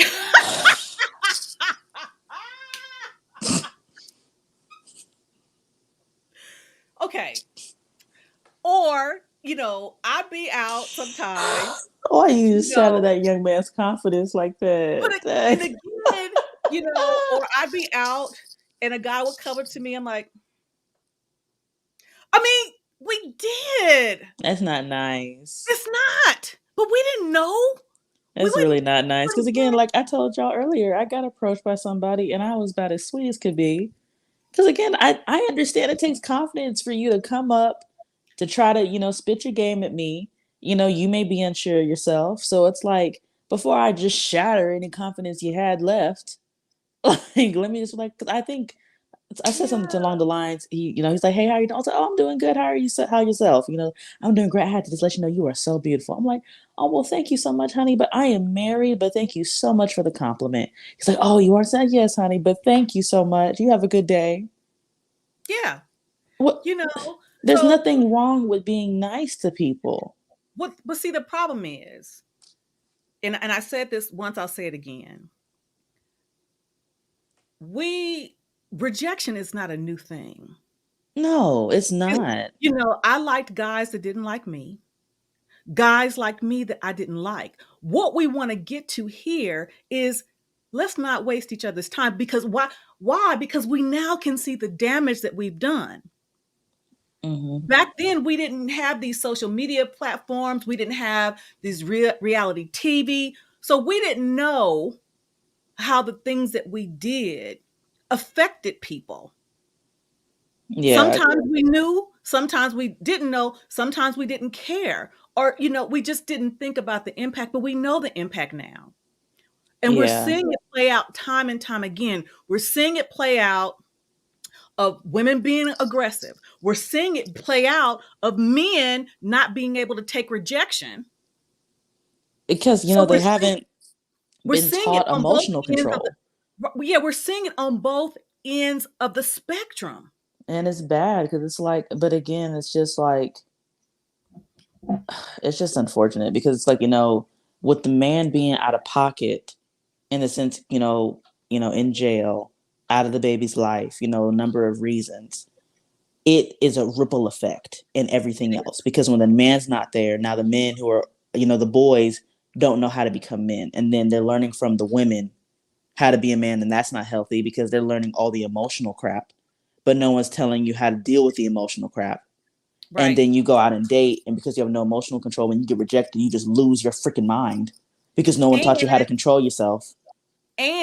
throw in social media, throw in Exactly. this hip hop culture, The whole throw in unnecessary reality precedent. TV that's not reality. So Exactly. It's now like everything now is just bad. yeah, yeah. So it's just like it's so many things. It's so many things. It's like, I am not someone who is ever going to bash women. We have enough baggage that has made us who we are. I am very aware that the modern woman did not become the modern woman overnight. I'm very aware of it. So that's when I say these things about women. I'm not saying it from the aspect like we just need to get better because I don't know what's wrong with y'all. No, I know exactly what's wrong with y'all because I was one of them. But I had to get up and walk away from that mindset. I And had to here's the get up and thing. walk and do something different. It's like, so that's where the excuses is where you won't get the pity from me in that regard.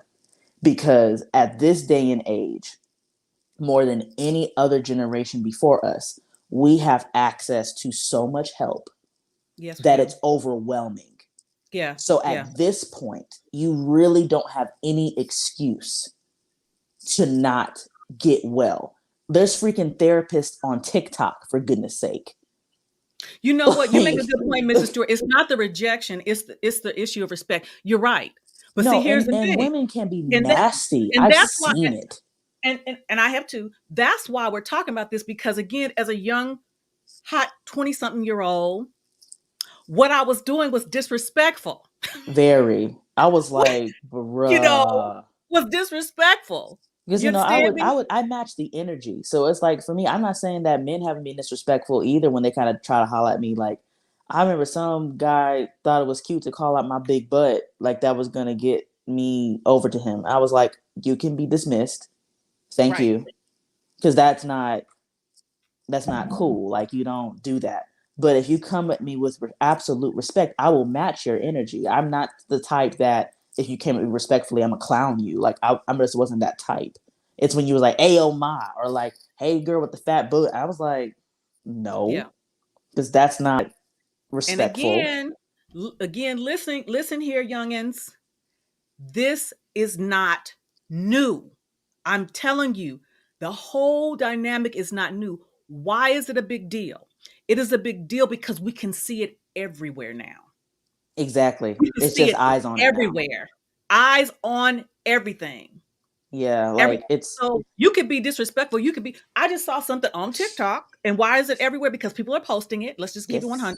yes, Let's keep it indeed. 1,000. Shout out to Chicago Rilla. This one woman, she videotaped herself. A guy was about to. This guy's about to approach me. About to approach me. So he comes to her window. She rolls down the window. He said, "Hey, hey, whatever." She said, "Yeah, what's popping? What's popping? Blah blah blah." I'm like, that could have went so many different ways. No, Exactly. I'm good. I'm good. I mean, it was just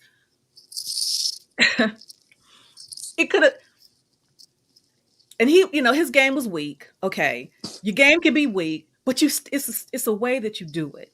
It's just about being nice. Like if Right. it's just about being nice. And it's like you don't have to be nasty. Like, and I work in customer service, y'all. Like I've had some nasty people, but like I will say percentage 90% of the time, I meet the sweetest people. And that's really what it's like in life. You don't meet douchebags every chance you get. And if you do, that's a you problem. Because I have dated and talked to plenty of men. I think I've only had like two or three treat me bad. Like out of the who knows how many I dated from, young, teenage life to adult life. So it's not that whole thing where it's just like, oh yeah, every guy dates. No, that's more of a you thing. Because I've dated plenty of good guys, plenty of decent men who did not treat me badly. If I ended it, it's because we just didn't have a chemistry, or it just didn't work out in that way. But that's not the precedent of men. And if that's your precedent, that's a soul searching thing you need to do within yourself, You're because that's right, what because you're attracting. a simple smile. You're absolutely right. And again, I learned this with age. I Yeah, think the first time I'm a few decades ahead of you, but I think the first time, because I think, because you can't take the same behavior and expect the same reaction. You just can't, because again, the guy, I think he was so embarrassed, when she did this. Well, of course. well, But yeah. but these days, that would get your behind straight killed. You can't, you can't. So again, you can't. And I think the first time I did something rude to a guy that was trying to holler at me. Now, granted, his game was weak. Hey, baby, I hate that. But I should have just said, well, thank you, I appreciate it. But I said something flippant. He said, well, fuck you then, bitch. so, so He matched your energy. yeah, he matched my energy. So Exactly what again, he did. so that is what part of the things I think that April is talking about, that Rebecca Lynn Pope is talking about, Iyanla was talking about, and again, and it's just not Black women. It's I think it's women, period. Oh Because no. again, we can look at all these different platforms, as reality TV.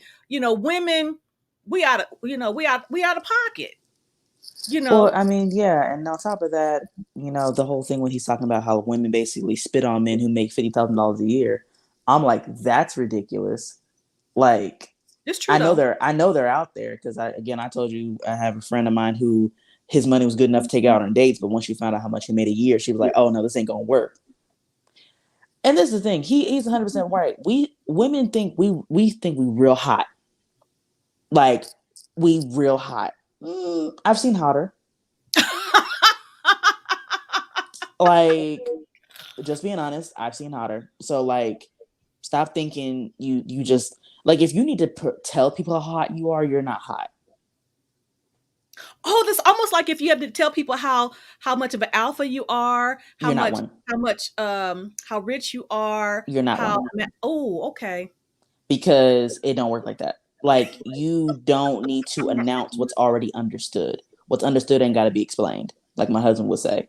So Oh, I if you like got that to again. tell Say it people how again. hot, what's Say it understood again. ain't got to be explained. I like it. Like it's just one of those things. And it's like I'm not saying that if you say that kind of thing. You're not that at all, but it's like you're kind of saying it as a way to self-assure yourself when you say it out loud like that. But if you're already that, you don't have to say it. It's just what it is. Like, and again, it's usually these women who are low-key a 5 who are acting like this. Because women who are like a solid, 8 don't have this problem. Some do. Like, in Some the do. sense of like they don't have a hard time finding a good quality man because they exude good qualities. Oh, gotcha. But like if all you have is your body and nothing else, I mean, you're a 5 at best. Because women aren't just a body to a man who is serious. If they True. just want to bang you, they don't care what you look like. You've got a big butt and big titties, they won't look at your face. But anyone who they want of good quality, it's like they look at your physique because they want to see that you take care of yourself. But they also look like, okay, what can she add to my table? Oh, okay, she can cook really well. That's one less thing I got to do. Oh, okay, she has emotional control. So if I'm having a bad day, she ain't gonna go off on me for being emotional. In the sense, like venting to her, she can hold me down, and I can hold her down the same way. That's what makes a woman more attractive to a man. Women think, oh, I got a car, I got a house, I got a rock and bod. I don't need the emotional stuff because I got all the physical things. No, no. Here's the thing too. And it's so funny. And this comment says the vast majority of women who date down, but that's not rarely acknowledged. And it's funny. There's a notion or an inference that dating down, and there's dating down has a negative connotation, but I would say rather a vast number of women date men or are married to men who make less money than them. Yeah, because dating down is kind of like, it's like as if you knew you were worth more and you settled. I don't think that's what it is. I think they realized they had unrealistic expectations and got a taste of reality and Yeah. realized, oh, I need to chill. And Because not also they every woman can realize, get a 6-figure man. That they don't, there's not enough of them. and again, a lot of 6-figure men are not worth having. Exactly. Just because they make 6 figures doesn't mean they're a good quality man. I know some personally that I'm like, you just because you make a lot of money doesn't mean you're a good husband. Well, you definitely know one personally. Yeah. So it's just like, that's the whole thing. Women wrap up a man's value entirely in money. And that's the problem. It says they were probably real. And see, it's so funny. I think about this differently now because of 54 versus 24 or 34. When Mm-hmm. it says they were probably really on their level, not down. And again, it's funny. That's part of the unrealistic expectations, because when we think about our level, most times we think about on our educational level or our socioeconomic level. But when we get down to the meat of it, what are they on are we aligned on character level? Are we aligned Exactly. on work ethic level? Are we aligned on spiritual level? And That's what that's we what really keeps you. that's what we That's really need to think about. that's what keeps you. Because again, even if, let's say there's a woman, because I could be that woman. Maybe one day I make more money than my husband. Doesn't mean I dated down or that I'm Mm-mm, married down. That's not what that mm-mm. means. Like, and that's where I think a lot of women get upset or confused. They're like, oh, this CEO woman is dating this plumber. Like, oh my gosh, she's really settling. No, Mm-mm. maybe he cooks for her. Maybe he's more attentive to her because he has more time. That Yeah. doesn't mean she dated down because she didn't date a CEO or a Fortune 500 company. Like, that's not what that means. Like, those kind of things come and go, they fade. Like, Okay, and if let's you, talk about this for a second. Okay, to that point, unrealistic expectations. Danielle, you talked about, I just dropped the link in there if anybody wants to call in real quick before we have to yeah, go. I say I got about 15 15 minutes. minutes, I know. Danielle talked about the fact that she agreed with Anton, shout out to Anton Daniels, that I probably wouldn't have dated my husband back when I was in college or No. my early years. And it had nothing to do with the amount of money he made, but I would have thought, he's not aggressive enough or he's not assertive enough. And, I need a leader. I need this. I need this. I need an alpha. In my mind, what an alpha would be. And we weren't even calling it alpha. We were just talking about, I need a strong man. And my idea of what a strong man was, somebody that is not necessarily a strong man. So I had to get the revelation, but I didn't get it. How many years did it take me? It took me a couple. 18 years. I got divorced from her dad in 2002. I dated between 2002 until 2018 when I met my husband. Not to say I didn't try to have some relationships, because I did. Yeah. Yeah. MC Light said I need a roughneck. Yeah. Exactly. Not a roughneck. Yeah. Absolutely. MC Light, shout out to MC Light. So I need a roughneck. But again, what did it get me? And again, women won't admit that we don't know what we want or what we actually need is a better word. Because a lot of women think, oh, I want this. But do you need that?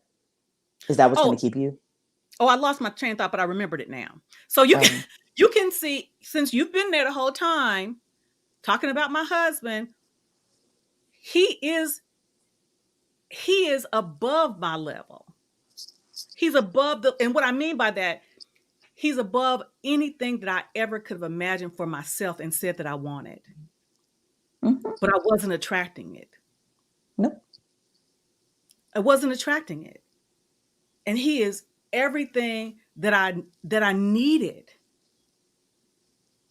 Tell him, Danielle. Oh, well, yeah. I mean, my husband wasn't like it. Oh, tell him about my Lord. Lawrence is great. Out of control. No, he's good. He's really cool. Like I said, he's right here, like all the time. Yeah. So good for you, because you're like this. Yes. Yes. True. But yeah, about your, I love. And here's the thing. I'm not gonna get emotional, but I am. Whew. What a parent wants for their child is to know that when they're no longer here, that they're in good hands. When I met that young man, because I've always been about handling my business as it relates to making sure life insurance and all this kind of stuff, but I knew that when I met him, I said, Lord, that if something were to happen to me, I knew my baby was in good hands. And my mother said the same thing for me when she met Lawrence. Because we want our children to know that we gave them what they needed to be successful and healthy. But we hope that when they choose someone to share their life with, that person has their best interest at heart, and that you can rest in knowing that if something were to happen to me, my daughter is in good hands. Oh, Lucky Marie's in the house. Hey. Oh, I like this picture. Oh, she gorgeous. I need to see your I need face. to learn how to do your hair, because I need to help me, because your hair it be laid. Every picture I see. I'm moving around. Okay. I just wanted to call because I got out of the chat, but I love the show and nobody can make me stop supporting TJ. But I just you better call me TT like you normally do. TT. Don't be playing. But no, Danny, I get what you're saying. I'm probably one of the people you have to train to be emotional. So what happened was not emotional. What he said something was, let's be real, your mother ran your father off, or your mother ran him off. So I responded to that in the chat. I'm a person where I get the whole modern thing, but it's like, if you use me as a way of saying, this is why I don't date modern women, then I guess you shouldn't. Because if you disrespect me or say something slick, I'm going to respond the same way. You just said match your energy. So I just wanted to say that's what happened there. I didn't want to hold monologue like, well, maybe she heard something that hurt her feelings, so she left. Nothing said was nothing that I don't know. I was just adding to the conversation in the comments about it's always this stress on if modern women get something together that then they'll have a husband. Well, we're forgetting there's a whole slew of modern men that aren't ready to be husbands. That's why women who are wives are girlfriends for X amount of years, because we can't marry ourselves. We can't propose to a man. We can't do all these things. So once we get to the place where, okay, I'm this woman, but also a man is the leader, when are we going to push the same harshness on men like they're doing with women, to where we're also adding that to the conversation? Anytime you do, it's like, let's be real. We know why he wasn't around, because your mother. Well, no, let's also be real. A lot of men feel like their parenting is a choice. They feel like, okay, well, I'm mad at your mom because it is, so I'm not coming to get you, or I'm not coming to that house. They don't look at it that way, because they felt their leadership role with the woman they also chose to get pregnant. But sometimes it turns into the woman should have chose better, when who was teaching her how to choose? The first man who was supposed to teach her was not around. So why is it all this responsibility? Which I get it, at a certain age it is your responsibility, but also we're now new to this harsh wave of modern women need to be this. Oh, give up on modern women because they're looking for impossible man. I get that, but basic things, God fearing, a man who's on his, what realists say, on his square, or he's just striving to be better.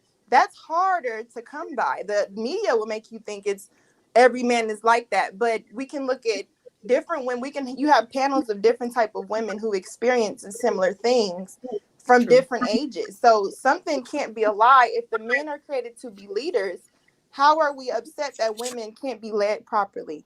But that's just what I wanted to say. I just got out the chat because that was just, I'm not doing back and forth. There But we if go. you Sorry, say I thought I something lost about my connection. But no, I mom, get exactly what you're saying. I'm going to respond. Well, No, yeah. and I understand that. And again, that's why I help my daughters here. She said, Mom, they don't know you. Quit it. They don't know you. And again, you make some very good points. And I'm not going to disagree with that. Ms. Parker said that men have been blamed for years. And see, I think that's the problem. One of the problems. We keep shifting blame back and forth versus just Even if dealing they with the have been issue. blamed for years, it doesn't mean that the blame is not due. Just because women didn't do some things doesn't mean the blame is not due on our side. So are we to suggest because the focus has been on men for X amount of years, now we're just going to focus on the women? No. That's my Both point. I both think there should both be of them. shared blame. I And it think I is just your get blame. confused when the blame that women are supposed to take in the conversation seems like, okay, so if the woman's taking all this blame, it's your fault, you're this, your fault. What blame can I understand is the man take, or should I say accountability? Like when anytime you mention anything about a man, it's like, no, because the woman, well, you should have did this, you should have did that. But she can't do this without, it takes two. So I think it's shared blame. And I think, like you guys have been saying, it's the grace part. Anytime, for example, Yes. just a minute ago, is if I say something slick back, this is why we don't talk to modern women, but we just gonna dismiss you was disrespectful first. We're both Well, this modern. is the I mean, to thing. be real, Well, so this that's is the all. thing, I love you Lucky, that I guys. would encourage. Don't you break up now, Danielle. Fix it. Can you hear me? Yeah, we hear you now. Go Okay, ahead. it's randomly getting spotty, but one thing you have to consider is protect your peace at all times, which means that just because someone says something slick doesn't mean you have to respond. You don't have to. Like, I get that you may want to, because trust me, I get it, Yeah. but you don't have to. And One of the things that's I've like the said, most freeing for me uh-huh. is that don't nobody pay none of my bills, so why do I care? Like, you know what? And here's the thing. I don't care. And Lucky has said, I'm the niece that's gonna always be in the corner. Because she's a I Lucky, am. Lucky, all three of us on the panel are gems. Oh, really? Yes. So I'm working again, on my Gemini. Okay. so Because we're it's all just gems. it just takes time. Like I said, even if what he said, was misunderstood, or he said something slick, whatever it was, you don't have to respond. Like, none of these people in this chat pay my bills. That's I can true. say something that none of you like. So That's true. I don't And they don't In care. real life is what I'm Yeah. saying. You pick and choose your battles, but in a chat conversation, a lot of the times I don't You can respond. still pick and choose. But Yeah. what happens in the chat is you see these same people who like to be in different chats and they say things. So you could just not respond. I'm just talking about the chat and my response. So I Yeah, get in yeah. life, you pick and choose what to respond. I'm just saying, in a certain situation of a chat, some people are just gonna say little slick stuff. They're nice sometimes and they want to say something smart. And I just truly believe that sometimes you have to stop people to let them know that they can't disrespect you further. And Well, I get here's the thing. everything In these doesn't have to be environments, we're said. not going to stop anybody. But that's the part that I struggle with personally.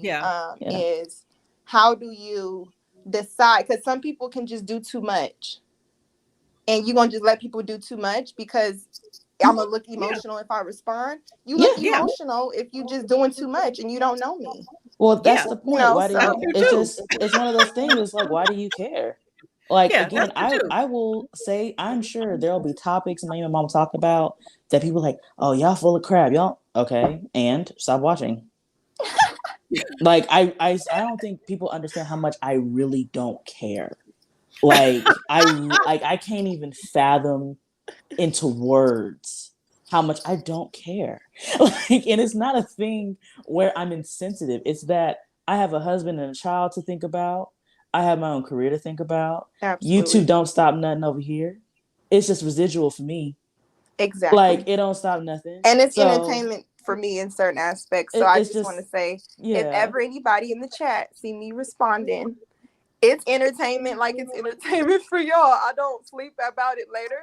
But it was just, I could tell, like, maybe it was ruining it. So I was just like, let me just leave out and remove myself. Because some people like to be kind of throw the rocks, hide your hands. Like I like to say, I'm more direct with it.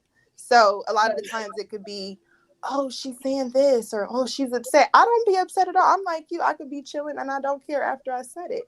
But it's just, I get how it looks. The thing about it is it worth it? It's in some things it's not worth it. And there's no reason for what the funk to defend himself because there's nothing to defend. At least from what I saw, like I understand it was a back and forth. I couldn't read all of it because I was talking, but it was like, regardless, I've talked to what the funk. Like, I understand where he comes from, how he thinks. Like, nothing is wrong with anybody, and if they got malice, they could take that up for themselves offline. But it's just, the point of the matter is, regardless of what the topic is, whether what the funk's saying something, Lucky's saying something, I'm saying something, at the end of the day, none of it matters how people feel about it. It's our perspective. They can take I think my mama said it, you can take the chicken and leave the bones. Like, that's just what you do. Oh yeah, eat the chicken. Yeah, so it's like, it's just, at the end of the day, it's not a big deal. It's just more so one of the things, like, just because you have a different perspective doesn't mean you ever disrespect anyone because they think differently. Right. Because the way I think, some topics you may not agree with doesn't mean that my view is wrong or that your view is wrong. It just may not fit you. And that's okay. Like, how me and my husband met may not work for everybody. Doesn't mean that the way they meet theirs is wrong. It's just different. Like, and it's perfectly okay. Well, what the fuck? We cool, bro. Yes. Yeah, I don't know. He could have been joking, but I don't want to do that or put that out there. Especially, he's a very silly person. You guys have a good platform, so he's a very silly person. Silly in a good way, not a bad way. He says stuff. I'll be like, "What are you doing?" He's crazy. He's funny as heck. So, I'm like, dang, like, saying something to me, I'm gonna say something to you. What we saying? And that's, but I get it. And these dynamics, when we let our fingers do the typing. We leave things to interpretation. So that's why I said I'm gonna just stop typing, because I couldn't type paragraphs to add to what y'all was saying. Because I agree what was happening. I was just trying to add a certain part.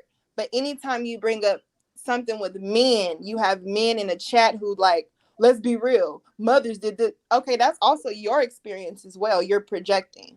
So the same way you think I'm projecting, you're doing the same thing, because I may not have know any women like you, the ones that you're mentioning. So I just wanted to say that and kind of clear that up. I love you guys, and I'm sorry, chat, if I changed the energy. No, I ain't even seen the thread. It's been so much farther down. Right. We'll chat later, because I got to get Uncle Stu up here before Danielle departs. Yeah, like all right, 3 minutes bye-bye. max. Okay, bye-bye. Oh, Lord. Uncle Stu in the house. Hey. Well, let me just be an honor. It is an honor to meet you, Miss Danielle, and I hope that one day you'll get to meet my daughter, who's going to be on my right-hand side. Oh, yes, so of course. Your mother brags and boasts about you, so I rock with you. I had to thank you. I'm not trying to play Stevie Wonder. I got these new studio lights. I ain't trying to be Pimp Mac Daddy up here. Oh, no. Hollywood in the house. Oh goodness, it's a pleasure to meet you, sir. Pleasure to meet you. Yes. So you'll definitely be honored to come on my platform. Oh, thank you. Like I Be said, much honored. I've said before, I got think what the funk holding me accountable. I plan to start my own by January, because if not, he gonna be like, Danny B. You Jordan. said, You said, and I know he Did, will. did, Like, did she not know who she talking to? Go ahead and grow her. Oh no. You got a week. Not a week. No, because what the I'm a father. Said, you know what? I get that father stuff out of me. No, what the funk said that he wants Danielle to focus on the breastfeeding for 1 year for my Nick. And then after that 1 year, she can focus on her channel. So yeah, because we're gonna start making content here soon. And he said, yeah, he's a dad too. All right, I'm gonna override Want the Funk based on age. I'm pulling rank. Look, if my sisters could do it back in the day, you know, baby here, typo here. We not type over here. Oh no. Well, no, I just moved. We just moved into our house, so my office got to get set up still. So the backdrop's going to be different, and all of that here soon. So that's why by the end of the year is when I'll start posting. I'll probably start making some just to get in the works around the holidays, so I won't be working as much or as hard because it'd be slow time. But yeah, so that's the plan. So January 1, just give me some time. gotta get the quality stuff. What did y'all ask for? A little grace. I'm gonna give you the grace. Just a little bit. That's right. You know, love the conversation. Love the conversation. Love the fact I did use Kosher Clinician in some of his talking points. Yes. You know, I to bring some humility to the conversation. You know, you're right. When you're an alpha man, you don't need to say it.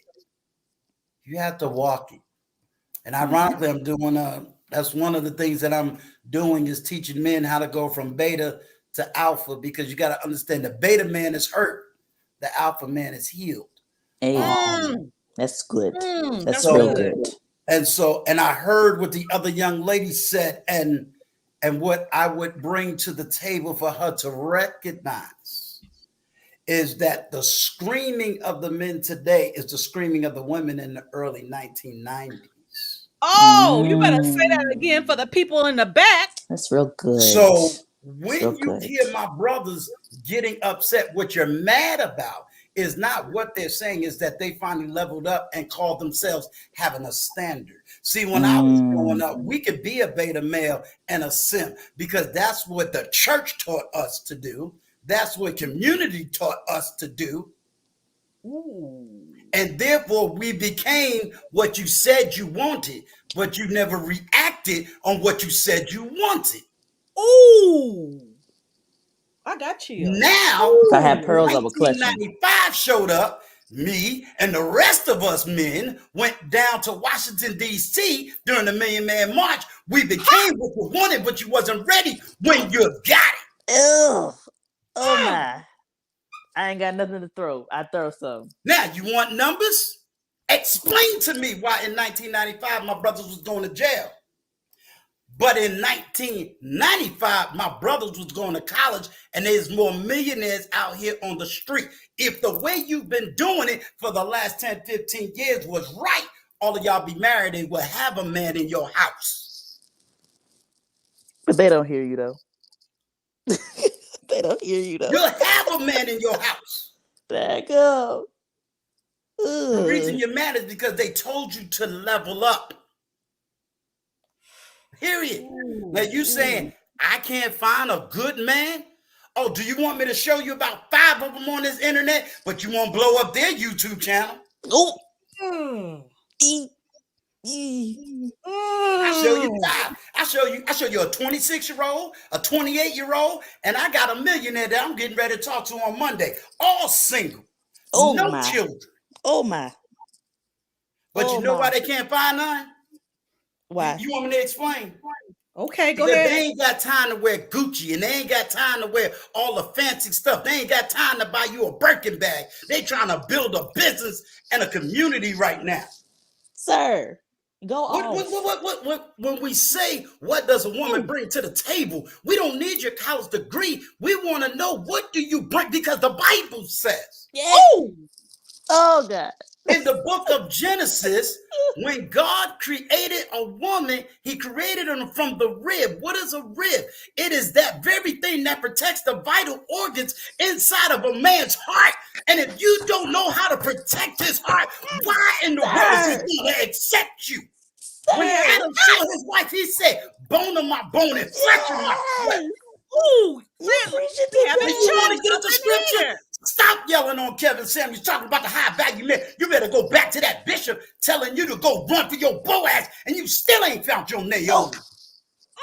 There go. See, I gotta go. I can't play with you, Uncle Stu. No. I gotta I ain't go. through yet. You play it. I You do it too much. I ain't even finished my too food. much. I had to get on here because I'm sick and tired of being sick and tired of being sick and tired. Say it again for the now back come row. talk to me. I'm 54 and I'm raised for a girl, and I got 3 of them that's married before the age of 30, and they didn't grow up in a good home, and they didn't go out here and get no pookie and rape, and they didn't go out here having 4 and 5 biggies. Level up and stop complaining about your situation. Uncle Stu ain't playing with y'all today. He not playing with y'all. I don't care about subs and pick-me's and all this other stuff. Do you want a husband? Yes or no? What? Boy? See, look, I'm not. No. See, let's get real. He going off today. If I want a wife, that means I got to be a man. That means I have to transform my mind, renew my heart, renew my spirit, get my bag up. Mm-hmm. But tell me why a 54-year-old man will go out here and date a 50-year-old woman with 4 kids, 5 grandchildren, ain't got no money, ain't got no car, but you telling me to level up? What do you bring to the table to build me, to protect me, to guide me, to mold me? Did you go to college to learn how to be a wife, or did you go to college to learn how to be a mathematician, a doctor, a lawyer, a manager? Some of you running around here talking about you got a business. No, you don't. You got a job that just happened to have LLC. Oh, ouch. Yeah. A business is when you got employees and you contribute to the economic society. But what are you contributing? You're running around here. You done screamed about, you wanted your Black Lives Matter, you got it. You wanted your black woman vice president, you got it. You wanted everything, you got it. You didn't want to hear when men kept telling you not to run after Derrick Jackson, but you got it. Now I'm asking you, what is the results of your womanhood? You want it, you got it. Daggone. Now your men can't even read above the 3rd grade, but you talk about black woman power. So if you call yourself the leader, then why isn't there any results? Ooh, Jesus. I'm not your Ahab. Why did Ahab fall? Because Ahab was running around behind a Jezebel, and we still got a bunch of Ahab living, Jezebel with the power. That's why God had to eliminate not just Ahab, but Jezebel too. And why did Elijah run? Because Jezebel had the power. A man may be a king, but who controls the king has the power. And right now, we got a bunch of women who got a bunch of power and don't know how to wield the power. And they sitting around here crying and crying and crying. The devil is a liar. Now, come on this panel and talk to me. I'm a grown woman. Okay, look now, you just went off. Woo, you preaching okay. today. Okay. See, look, you said too much. You said so much. What you said so much. What to say? Let me put it in the camera. Can't see it. Can't see it. 20? Yes. Colin Powell. Oh, yes. Oh, so you black women think you ready? Then explain to me why every black woman that marries a man that's in the military to fight for your freedom of speech, to fight for your rights, you up there having sex with another man in the barracks. Don't play with me. I'm a veteran. I done seen it all day, all night long. Yeah. You want to be with a doctor who got to spend 18 hours in the hospital? No, you trying to get a Birkin bag and you mad because he ain't home coddling your sensitive emotions. Okay, Uncle Stu, we're gonna have to table it because we done went We need you 10 on the minutes show over next time, Danielle. though. But you know what? You know, the people have asked for it. I think we need to give it to them. You and I have been talking about doing a We've been collaboration. talking about it. And now we need to go ahead and get it on the Well, calendar. let me know. I'm on Saturday. You know my time slot, ma. So I Let think me I need know. you're gonna have to be on Cocktails and Conversations, or I'm gonna have to be on your channel. Hey, we do this. And Danielle, let me help everybody in the back out. I ain't the perfect dad. I made a whole lot of mistakes too. Hey, but you learn from them, I and that's what matters. Mistakes too. You learn from them, and that's what matters. My daughter? I told her, don't you ever use me as your excuse for your success. There we go. And when everybody stopped using everybody for an excuse, yeah. Oh, I couldn't find a good man. No, you passed him up in high school when he was reading books. You wanted to go out there with Pookie and Ray Ray selling drugs. You didn't want him as your freshman in college because you wanted the jock that you knew you couldn't get. So you done passed up your good man. Okay, I gotta go. Okay, that was me. That was you said too many things right there. You hurt feelings today. You hurt feelings. Hurting straight feelings. Y'all married, so y'all good. Yeah, they don't want to listen to y'all. Y'all got a man. They want to listen to them women that ain't got one. They come on your platform telling you what you ain't doing right. You gonna make me throw this phone? Don't throw it. Don't throw it. Phone. I just got it. Okay, I'm about to drop you. Right, we're gonna collaborate. I gotta clean up because my husband's coming home. I gotta do my wifely stuff. Y'all play too much. Listen, I gotta get my house right. Yes, you do. All right, I gotta clean up before my husband gets home. So I'm on this Bye, note. Y'all. I love y'all. We're out. Talk to you later. Bye. Bye. Bye.